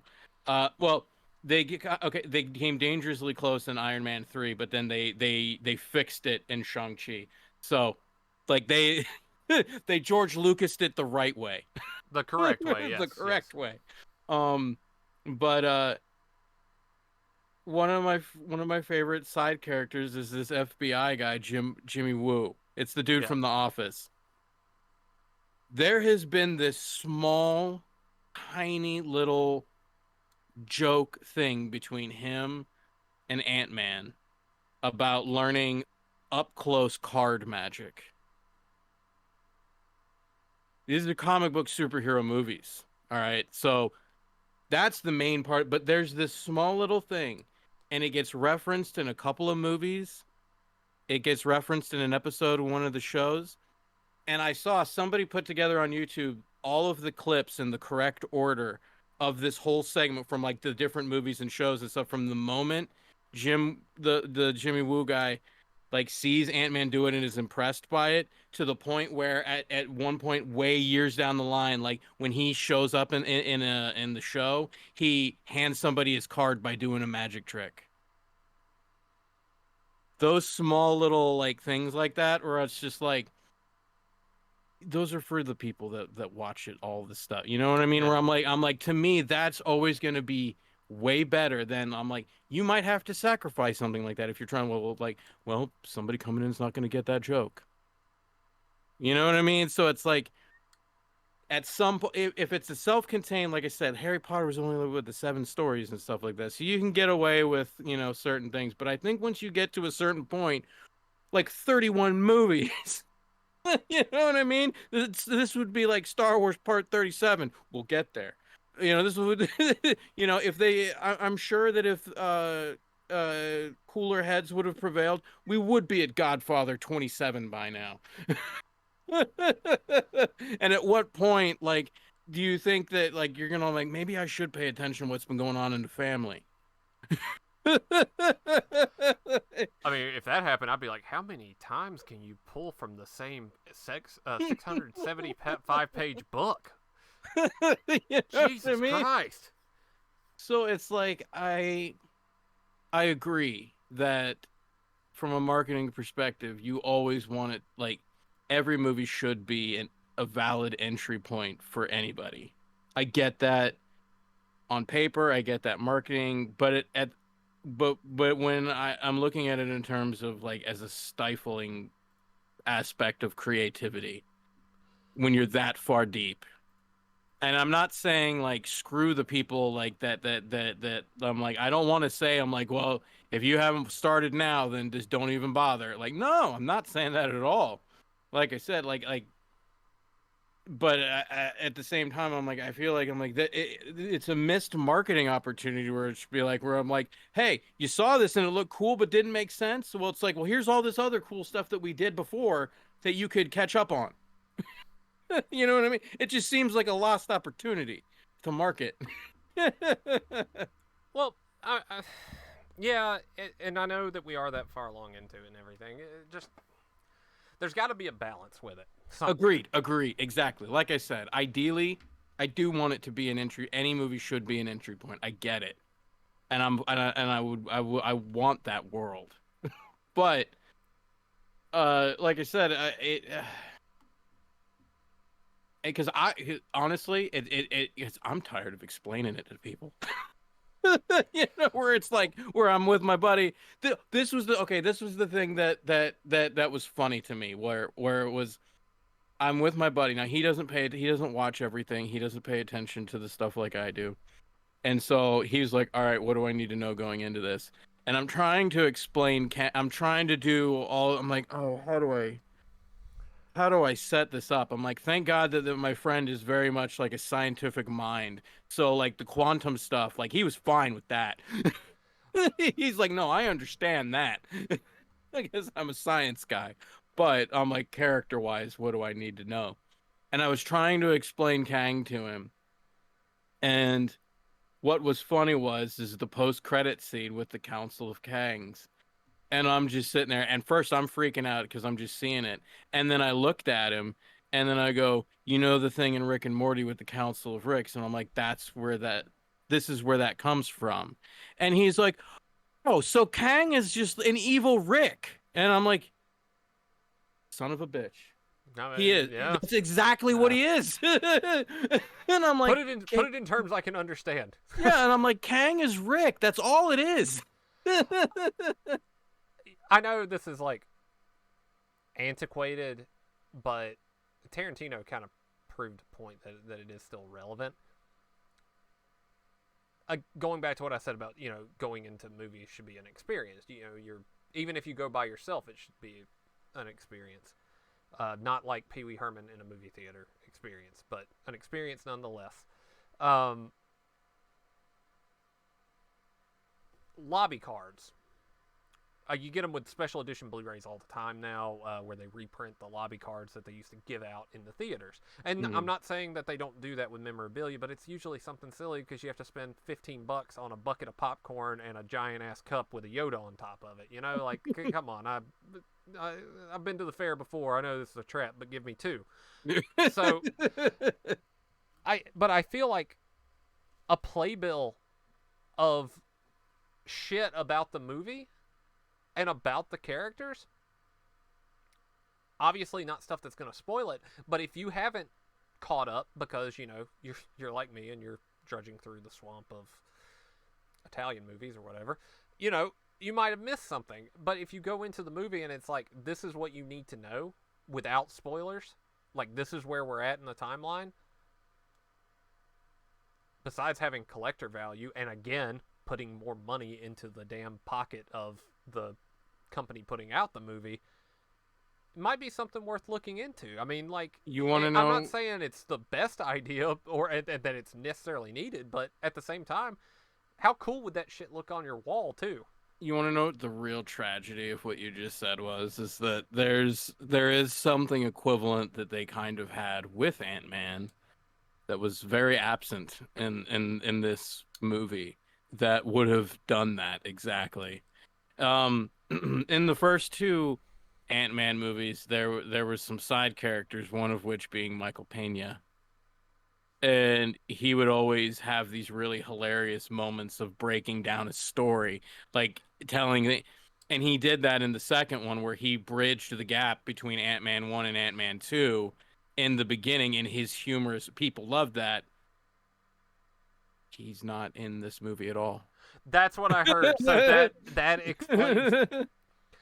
That is the that is the fourth wall breaking method of it, and I think that in the Ant Man and the Wasp, or Ant Man in general, I mean, they kind of made that a thing, and to have the third movie without it, now I'm kind of miffed, but I hmm It's like it, and it was hmm fine because the character was funny about how he did it. It was already established from the other two movies that that's what this character does, and it was something that the audience liked. Like they liked that character. Now, I know like in the first, I don't know if he was in the second one or not, but there was the three. There was Michael Pena, and then there was the I can't. I think it was Ti. I think is who yeah, it was. Ti was one of them, But and then then he got into his shit in real life, and so they distanced from him. But they kept Michael Pena and the other guy, the one that kept talking about Baba Yaga in the movie, but the foreign yep, guy. But they're all gone from this one, except the foreign guy, the one that was afraid of Baba Yaga. He does a voice of one of the creatures in Quantumania, but you know that's the extent of it. Kurt. He played as Kurt in the first one. David he was in the Dark Knight as well. That's what I thought. I'm like, you know what? He looks exactly like that guy, but in the Ant-Man movies, he just seems a little bit more tan. Oh my god. He was in Blade Runner 2049 and the Angry Video Game Nerd movie. I am Mm-hmm. so long. Mm. And the Suicide Squad. Yeah, he was And Polka Dot Batman. Man. Yeah, And Batman the Long Halloween. What the yeah, hell is the man has crossed over. yeah. I just that's the I knew that he did all of those things. I just did not realize he was the guy from Ant-Man, only because, like I said, like the way that they do his hair, and they make him a little bit more tan in that. I'm like, oh, okay. But no, now that I realize that, no, yeah, that's him. Okay. Well, But yeah, like those, none of those characters, because like I said, you spend all of maybe 6 minutes in like normal Earth, San Francisco. The rest of the movie is all quantum realm, which is fine. I'm not mad about that. But like I said, like I need a reason to care. Like, and in the trailer, it made it seem like Scott had this big reason to care. Not to say that it's not all about him caring about his daughter and wanting to keep her safe and everything like that.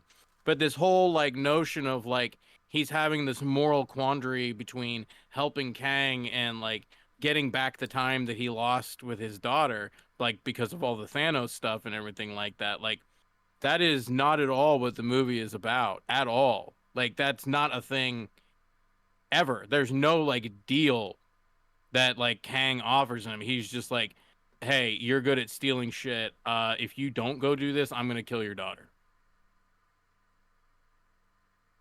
There's no like, "Hey, let me play the devil and try to seduce you first, like and offer tempt you with something." None of that. it, straight to the point is kind of that's one way of going about it, I guess. Yeah. Mm-hmm. Mm-hmm.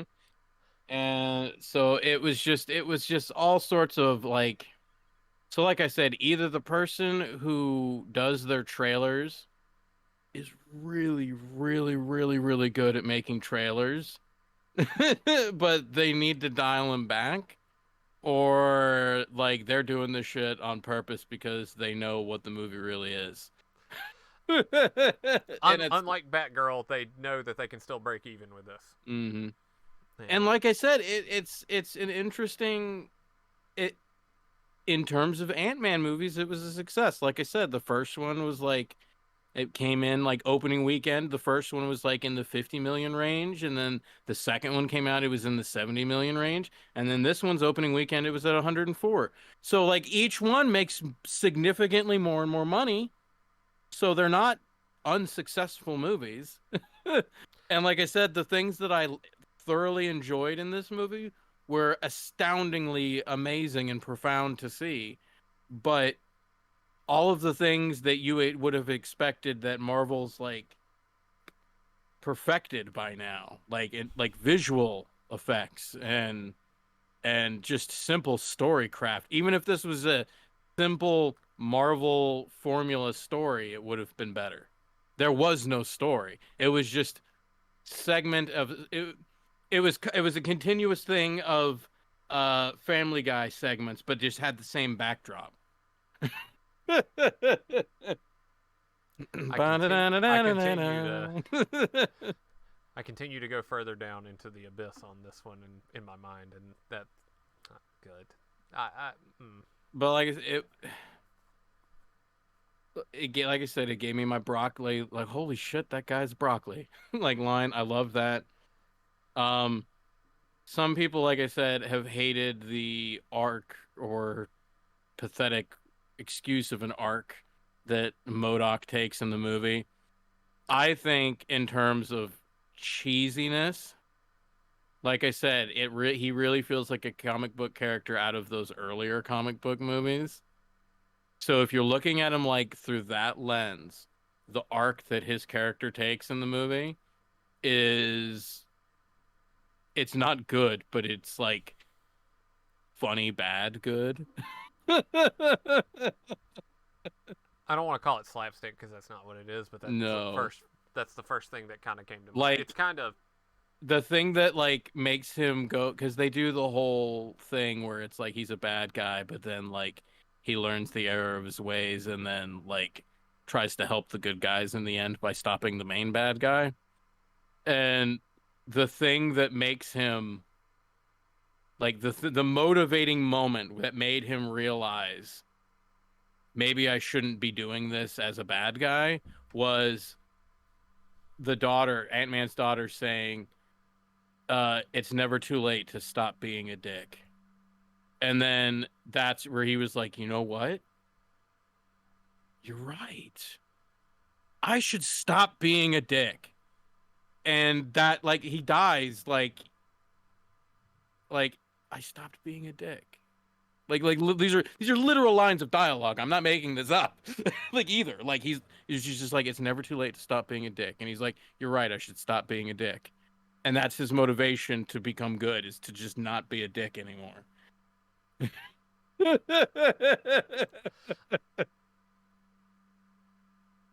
I'm gonna pass on what I had to say but like his in his final scenes in the movie, I will say it was pretty funny. Like I said, some of the lines that he said because they it because he was the main bad guy in the first Ant-Man movie, and he's never gotten along with Paul Rudd at all, like character wise, and they've always disliked each other and everything. And there he is in his final moments, and he was just like, "I did it for you because He's like, Scott, you've always been like a brother to me, and then Ant-Man's just like, really? But he knows that he's dying, so he's trying to be nice, and he's like, yeah, I guess you were. Like he says it in the most half-assed way. And then, like I said, what are the best is just that he just look because he assumes because technically Ant-Man is an Avenger and he helped him in the end. He's like, at least I get to die as an Avenger. And they're all looking at him and they're like, what? But they're like, okay, yeah, sure. there. Yeah, sure. Sure. Okay. And so it was just so pathetic that it was hilariously bad. That kind of humor I can get behind. That's Paul Rudd humor. Exactly. Yeah. Okay, that's fine. Now that I have now that I have full context of it, I'm fine with that. But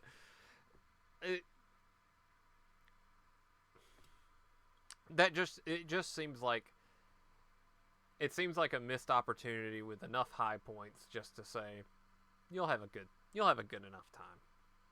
I've been seeing a lot of the other people that have broken it down, and like I said, that the effect, the screen or the face stretch image on him is horrendous. Like this is like they must have used Windows 98 to fucking do this. But apparently when it's at its worst is whenever MODOK is looking like straight at the camera. That's when you notice it the worst. There's a few side angle shots where he's like looking kind of like in a diagonal direction and it doesn't look as bad. The final shots of him when he's all like fucked up and he's making the like I get to die and avenge, like when he's doing that, it looks actually not bad.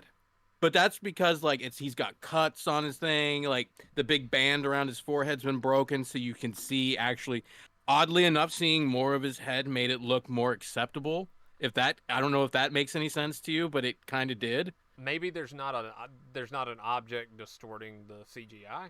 I think what it is because when he has the headband on, so the seat that he's in and the headband that he's in, it makes it this weird like television tube square that the Ooh. face has to fit in. So it looks weird, but when the headband's broken, you don't have this very defined shape that the face has to fit in, and it looks a little bit more natural. Okay. But Okay, I can understand that because there are effects kind of like that where it is made worse by having having more on screen to kind of obscure it. I think we talked about that before. Hellraiser 4 did that yeah, where the CGI got bad, but okay. I can see that. Now I want to see this final scene and because he's I'll give them credit for as awful as that face stretch effect was. They didn't half-ass one aspect of it, and I say that there's no pun intended, but they went full in Modoc in terms of design. Because there is a moment where when they first see him and they realize that it's the guy from the first movie, and they're like, "How the fuck did this happen to you?" Um, and he's explaining it, and they're kind of doing a brief montage while he's narrating, like, what happened to him, and it's showing him being put into the contraption that he's in, and it shows a behind shot of him, and I give them credit that they went full on out. It big head, little body with a little itty bitty butt. They full on showed him completely naked from the backside. And they it wasn't like it was just a head in a robot suit. Like, no, it's a head with a little body. Like, they went full Modoc and with that. So I'm like, all right, like at least they did that. that that may make up for a lot of what you said during Yeah, this episode. you do see Modoc's ass. Yeah. Little bitty butt. If Captain America is America's ass, that's Quantum's ass. That is quantum. It literally just like imagine a giant pumpkin because that would be his head. Imagine a giant pumpkin, but right underneath it, it's just like two little plums, and that's like his butt cheeks. Oh my god. it was I was just sitting there, and I'm like, I can't believe they did that. I can't believe they did that, but at the same time, I'm like, if you're not gonna dedicate yourself to the full insanity of Modoc, which, like I said, I'm like, in a mainline MCU movie, Modoc was never gonna work. Like I said, that's a Deadpool character at best. Because you need to do Modoc R rated. Um, so I didn't when I saw him in the trailer, like I said, I'm like, the fact that they even thought of a way to try to include him. I'm not going to chalk this up to the same type of thing that Fox did with the original Deadpool, where they sewed the mouth shut. It's not that. I don't feel it's one of those situations. But it's just like you kind of have to just be thankful that you got what you got. But it is very retro comic book movie character. Like I said, like this is something you'd expect to see in an early X-Men movie. Uh, Maybe one of the Fantastic Four movies if they were a little bit more risque. maybe out of all of this, we can maybe say that they will look at that and maybe other people will have a similar criticism. And that when we when we get some alternate timeline that we can have Modoc back in like a one off or something. Yeah, Maybe. it is possible that through weird timeline shenanigans that we get into different Modoc. I wouldn't be surprised. Um, all in all, I'm I'm still like, what there was a point in time where I would go see a Marvel movie. and I would walk away with that wonder and magic where I'm like, yes, I got what I needed. I got that dopamine hit of justice being served. Like a really cool heroic tale, which is hit after hit, just great movie after great movie after great movie. Everything just hitting on all cylinders, and I'm like 5 or 6 movies in now, and I'm like, I haven't felt that in a hot minute. And it's like each trailer makes me think I'm gonna get it. Like I said, I thought I was gonna get that with Doctor Strange, where I'm like, we're gonna get into some fucking House of M shit, and I'm like, that multiverse wasn't very maddening at all. It was all of 5 minutes. Love and Thunder, uh, just was not great. you Not know, it, really, it it wasn't. it's like I'm not getting what I used to get, and I'm like, I don't feel the wonder anymore. And like I said, it's not that these movies are bad. Like I will rewatch any of those movies, but it's this that there is definitely it's an undeniable, noticeable dip in quality. Like it's and like I said, it's not that these movies are bad. It's not awful. It's not I'm like, fuck, I have to watch this movie again. You know? Like I will gladly watch Quantumania again. I will watch it probably a good couple of times because like I said, Jonathan Majors is amazing. Everything positive you've heard about him is tenfold. Um and like I said, like seeing how far they're going with it and just how much he is actually going to be doing in these like I said, seeing that council was amazing. Seeing the other main variants like Ramatut and Immortus, like Jesus, like okay, like because the Kang story is kind of like a giant jumbled like like I said, I used to think where I'm like, man, remember when you'd look at the idea of the Infinity Stones and the Infinity Gauntlet, and you're like, how do you make this a comprehensive movie? Jesus Christ. You know, that's cakewalk compared to anything Kang related. I'm gathering that from it, and I hope they just tighten things up with the next few. That's the only main thing. It's the it. I will let a lot of things go, but the main problem is that nothing feels connected. Like the events of Doctor Strange don't feel like they affected anything with Thor. Thor didn't feel like it affected anything with that. Like there's nothing where like I feel any of these characters that are still around and these new ones that they've established, like once they all like actually meet up, there's not going to be any shared interest or camaraderie. There's nothing that they can relate to one another about. Where it's just like, what was it? They're just gonna sit there like it was. It's gonna be like the scene in the last Spider-Man movie where they're all three of them. They're talking about. They're like, so what are some of the weirdest villains that you ever fought?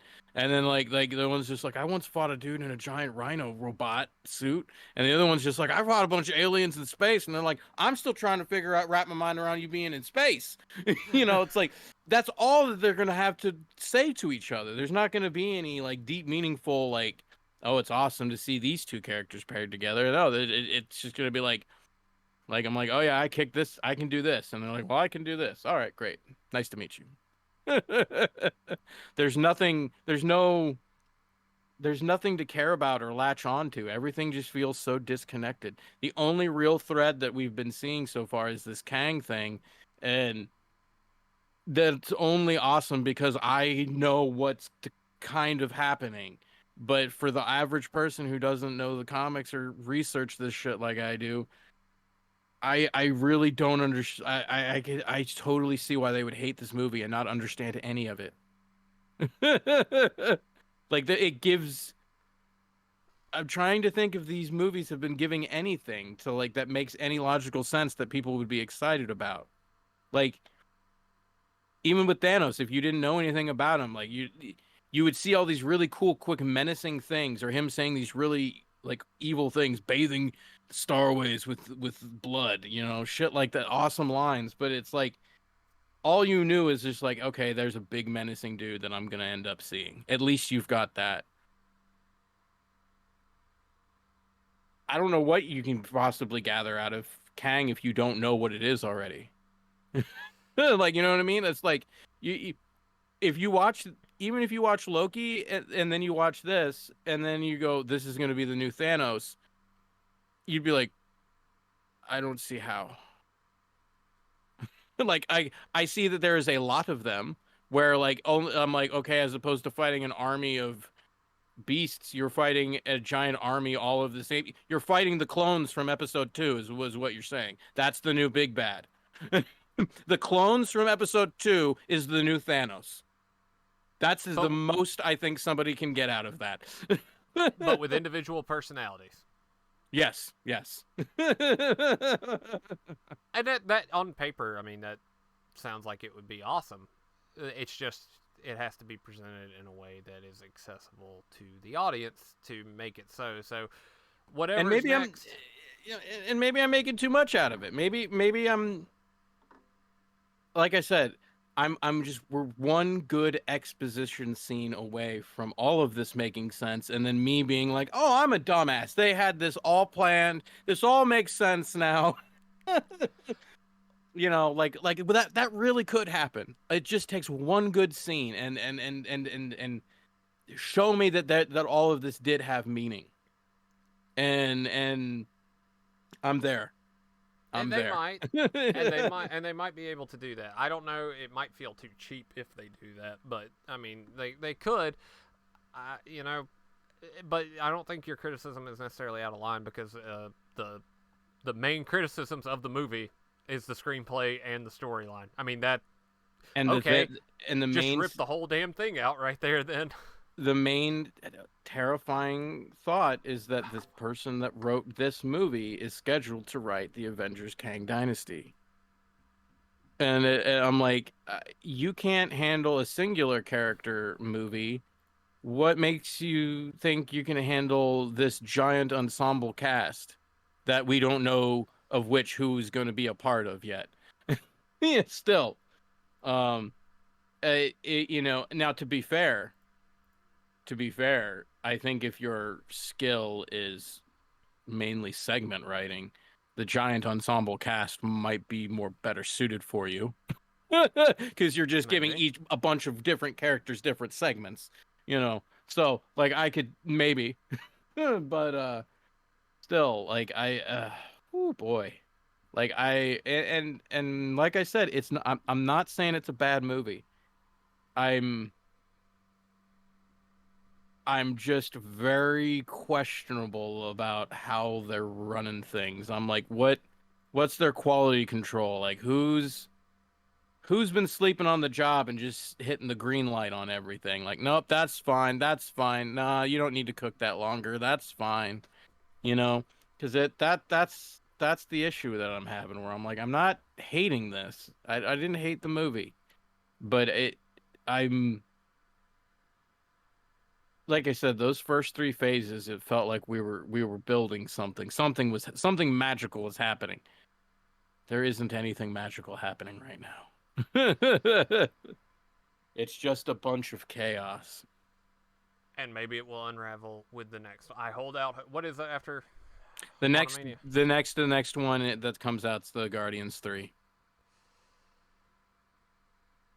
which that's its own thing. Like I don't see that movie connecting to any of the any of the big over. This is a ending trilogy movie because we already know we're not seeing these characters again. I mean, unless they show up in Secret Wars, which is all very possible. But this is the end of the Star Lord, Drax, Gamora, Rocket trilogy. This is it. So that's what that movie's about. So that's not going to give me my exposition that I need. No. You know, and I'm not. To be fair, I wasn't looking for it in that movie. But yeah, I don't know what we've got. Probably I think the only time that we could really realistically get a much better grasp on things is the Fantastic Four movie, but I think that that movie's the movie right before the Avengers movie. which is at that point Yeah. we've gone on far too long. Yeah. And if it's not the one just before it, it's like the one like second before it. Like there might be something in between, but I don't think there is. And even But that is way too long to have to be connecting dots on. yeah.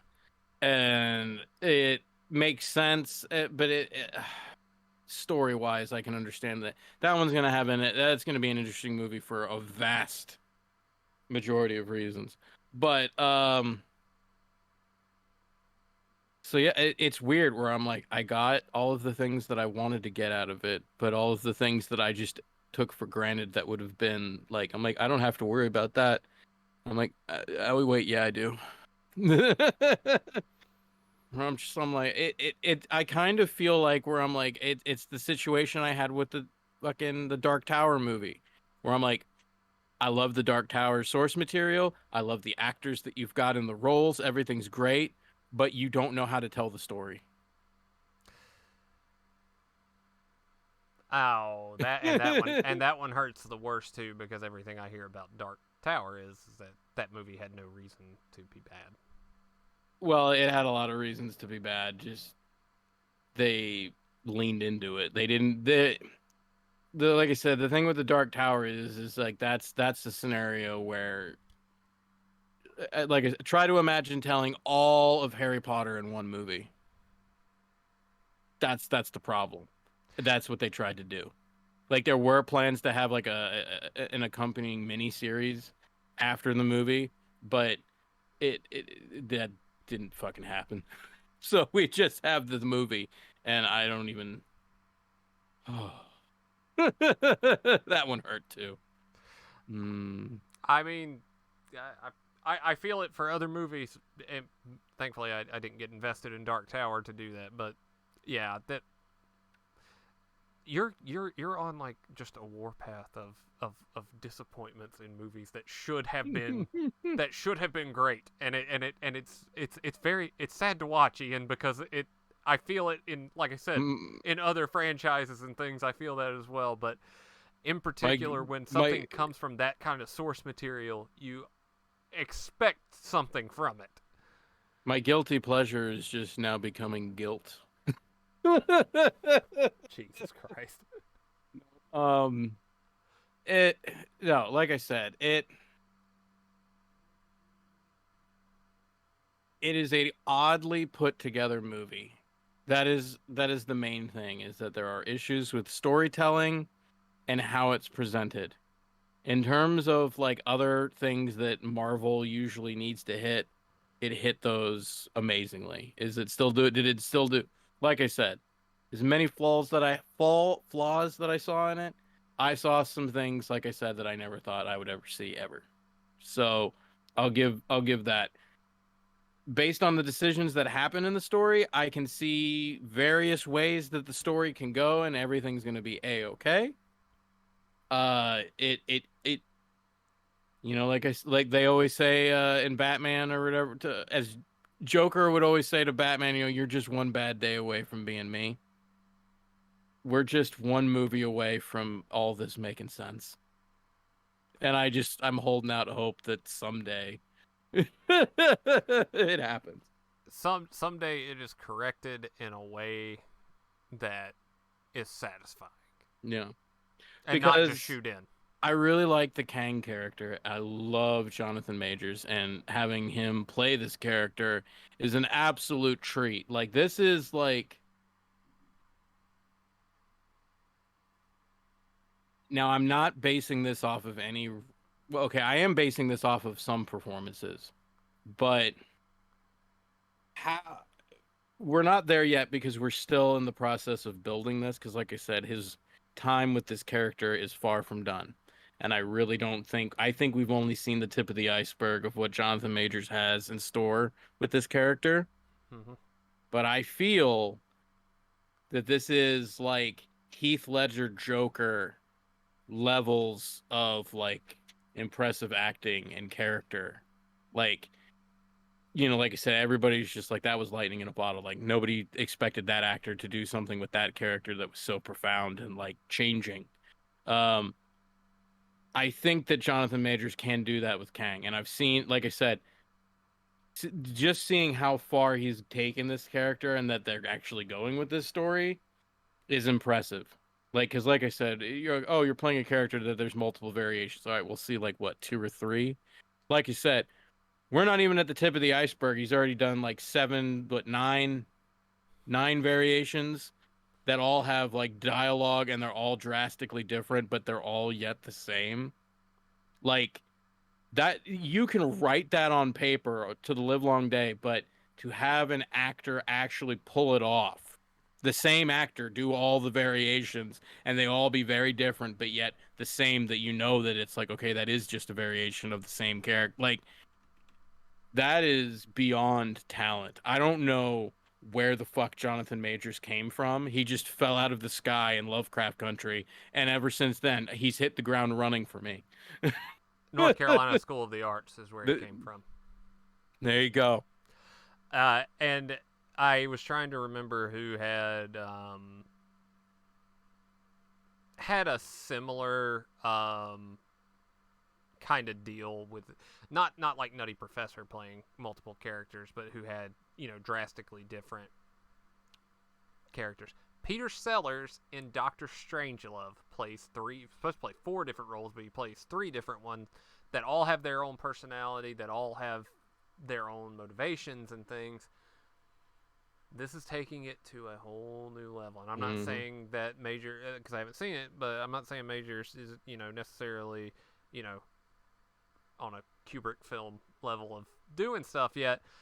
But that's impressive nonetheless, just off of the sheer fact that you have to change the demeanors that you have in order to make them different, because everybody, people say, you and so are the same. I can tell with your demeanors, but everybody has little differences to them that aren't exact, and that kind of thing. And keeping yourself from doing that when you're trying to play multiple characters is a whole different ball game, and it sounds like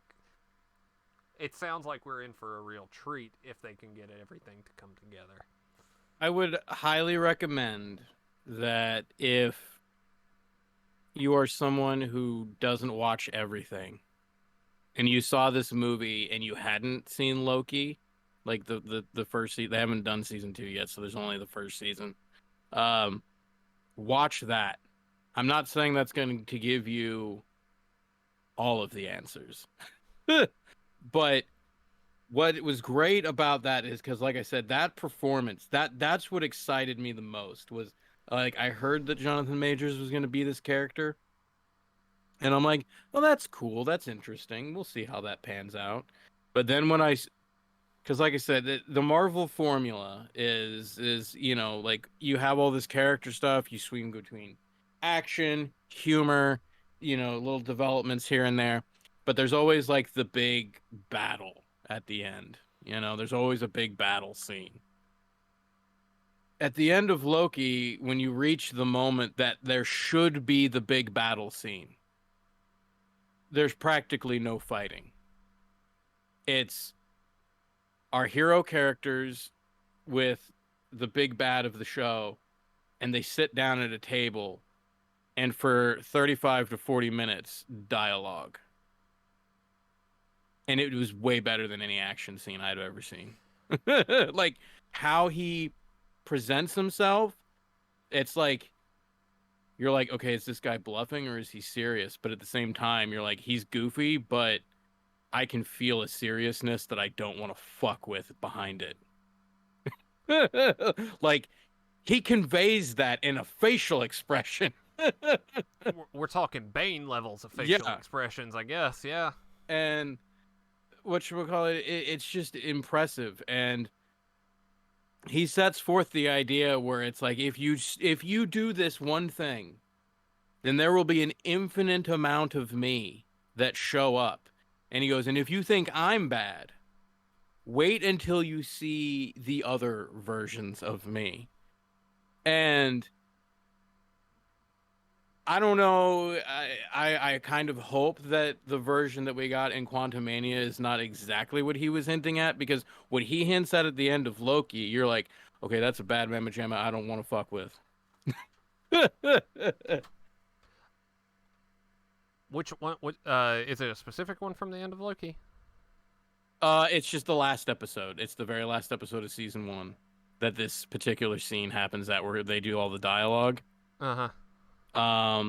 That's kind of like that's where you learn, or where you learn, like I said, that's where you find out how everything will end. Okay. Because I'm trying to connect the dots still a little bit. Okay. that moment, because like I said, that's the first time you literally see Jonathan Majors as any type of representation of this character, is at the end of Loki, and he pretty much spells out exactly what's going to happen in the next couple years of movies. And his introduction and how he explains everything, if everything is a circle, then you're like, okay, well, then a lot of these things that you said that you have already done, they're going to happen again. So it's like I said, they give you the painting, but you see the end part, or they give you the book, but you see the ending first. And you're just kind of like, all right, how are we going to get there? I forget what the name of that in media res. I think's what that's called. Okay. Okay. Because That's that's the good warning. storytelling. That's the prophecy scene. Okay, that's the best way to put it. In any movie that's got like something like this, where like there's like a prophecy, where like, okay, this will happen. Da, da, da. This is that moment.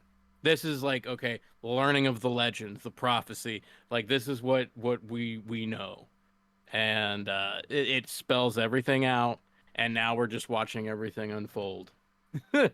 Because everything that has happened will happen again, because it's all circular. To quote the old meme, time is a flat circle. Mm. Or as Kang put it in this movie, time is a cage that is constantly trying to crush you until you learn to get out of the cage. He's like, when you see time the way I do, that's his whole thing. Is he doesn't have any special powers. He's not super strong. He's not everything. He's just really, really, really smart. There's a reason for his intelligence. It does come from a family line. I'm not going to get into that, because that might be a bit too big of a reveal. If you know anything about who Kang is, you already know who he's related to. But if you don't, then I'll just leave that as it is. But uh he's just a guy who discovers time travel and multidimensional travel, and goes and gets super far future technology and brings it back to a time to where it's practically godlike. So that's it. He's super smart and has this technology that he knows how to use, but he's just a guy. He's the new game plus incarnate. Yeah, exactly. Yeah. All right, right on.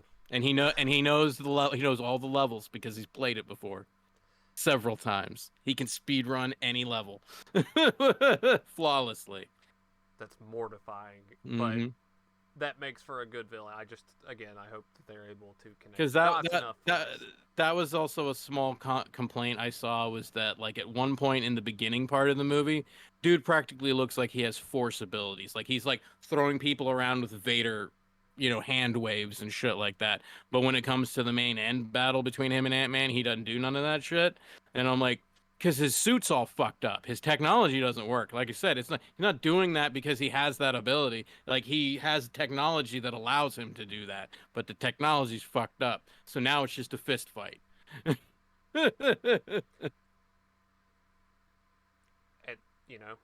at least it wasn't a fist fight against the Hulk. Exactly. Yeah, exactly. But all in all, like I said, it wasn't bad. It was just it was a very odd film experience to have, where I got what I wanted, but then at the same time was mortified by the lack of quality in other areas that I didn't expect to have lack of quality. Um I recommend seeing it at least once. Do what I do, go early in the morning where it only costs $5 if you're able. But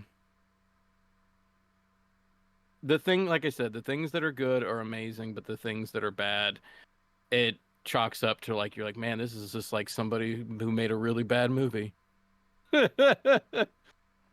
Which you should never walk away from an All the, Infinity like I said, movie. all of the studio notes where they're like, you need to hit these marks in your movie, those parts work. Everything else that they left up for the director and the writer, there's like, I don't know what to do in between there.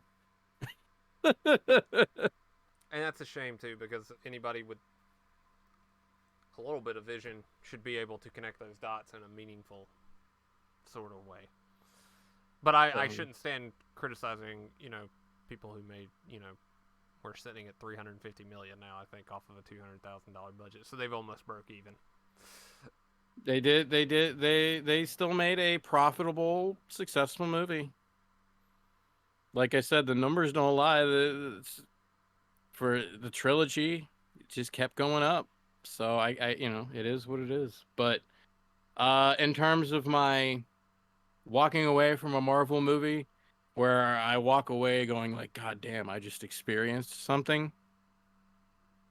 I don't have to wait again. Wait another round for that to happen. It will come back around. You'll have your next chance. As long as it's as far as my because now this is the first time in this, and I'll end with this. Um, this is the first time where we can actually see the results of a prediction. Because I made a prediction of people living and dying in this. Um, and I was wrong, but I was wrong on the upside in the sense that where I said, I don't think anybody's gonna die, but if somebody has to die, it's either going to be Michael Douglas or Michelle Pfeiffer and or both, because they're emotionally driven characters in the sense where like their death would motivate our main character. And it's like they're expensive veteran actors, so I'm sure it would help the budget if they weren't around for the next one. Probably. But so that was the extent of my prediction. Is like I said, I don't think anybody's gonna die, but if somebody's gonna die, it's gonna be one of them. They didn't even die. Nobody died. So Ant-Man will live to shrink and grow another day.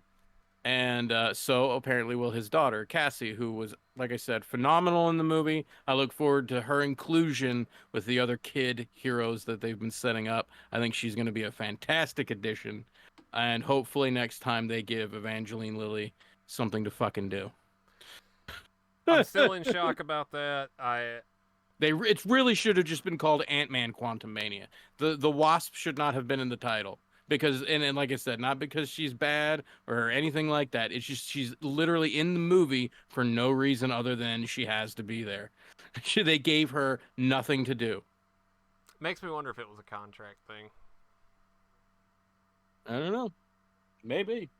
Eh, But she just it like I said, she wasn't bad, she wasn't terrible, but she was just there as like emotional support and just like, she had no personal thing to solve in the movie.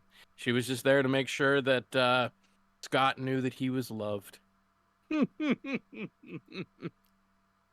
think we all need that from time to time. Yep. And if you get it from the Wasp, that's even better. Oh, truly the last thing I will end it on. Um, there's the big moment scene in the trailer where you see a bunch of Ant-Mans. Like he keeps multiplying, and you just see like an entire room full of them, and they look like they're doing ant like structure shit. Um, that's a apparently in the scene he's in a probability storm. So anytime Scott has ever made a decision in his life, all the other options he could have chose create another one. So that's why there's as many as there are, because it's just all the different probability versions of Scott start showing up in this particular storm. One, all of them are all dressed up like Ant-Man, all but one. And there was the one version of him where he never became Ant-Man and he just stayed working at Baskin Robbins. So he's in his Baskin Robbins uniform instead of the Ant-Man uniform. I really want there to be an action figure of him in a Baskin Robbins uniform. I want that. I want a toy of Ant-Man, but not in his uniform, but in his Baskin Robbins. Uh, and what was it? Somebody made the joke. I thought it was. What isn't it their thing like 31 flavors or something like that? Yeah, yeah, it's their slogan. Yeah, it's Yeah, and 31 in the middle. yeah, and this is the 31st Marvel movie.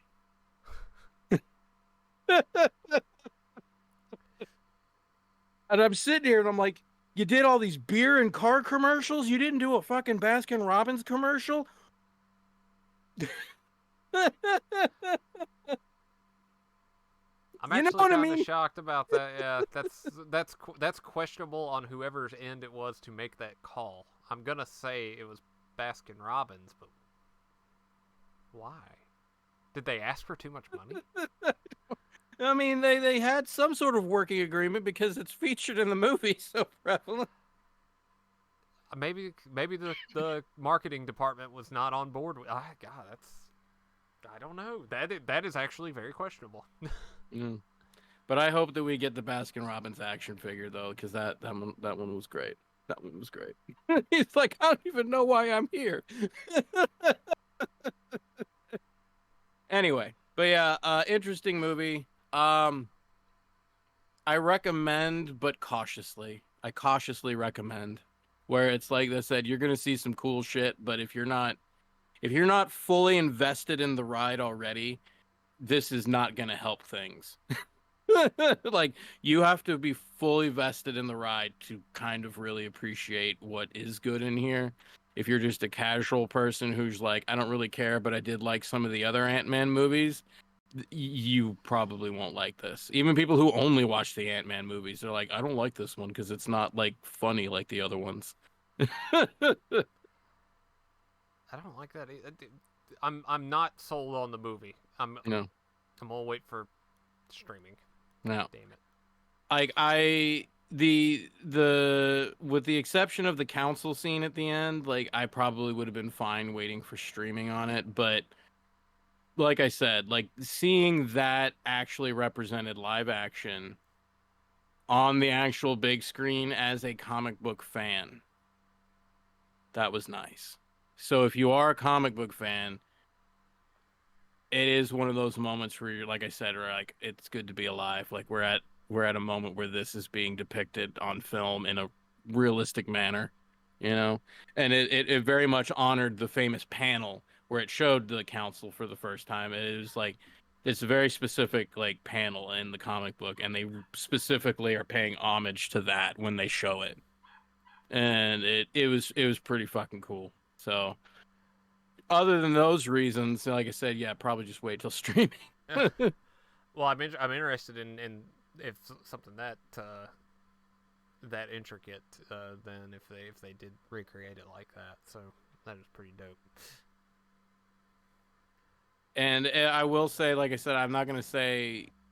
I mean, if you know who Kang is, like I said, you fully understand the bloodline, who he's related to, and why certain other movies are gonna make a whole lot of sense. Hopefully, um, but when you see that council scene, you see a form of technology used that you've seen before that does allude to the family lineage. I'll leave it at that. So the answer to that is in that scene. It's just not spelled out directly. It's just if you remember the last time you saw something like that used, then you can draw the line. That's pretty much it. Okay, I will have to make a note. I have made a physical note of that I need to be on the lookout for that because I know nothing about Kang. So this is exciting. But other than that, that's about the extent of my adventures and my review of that movie. That was I thoroughly look forward to the day that you get to watch this movie, sir. Not just because of any like comic book stuff and all the other stuff that I said is great, but just objectively, like as an individual movie and how it's presented in the story and everything. Like, I'm interested to see you be like, man, they fucked that up. Like, I don't know what that was.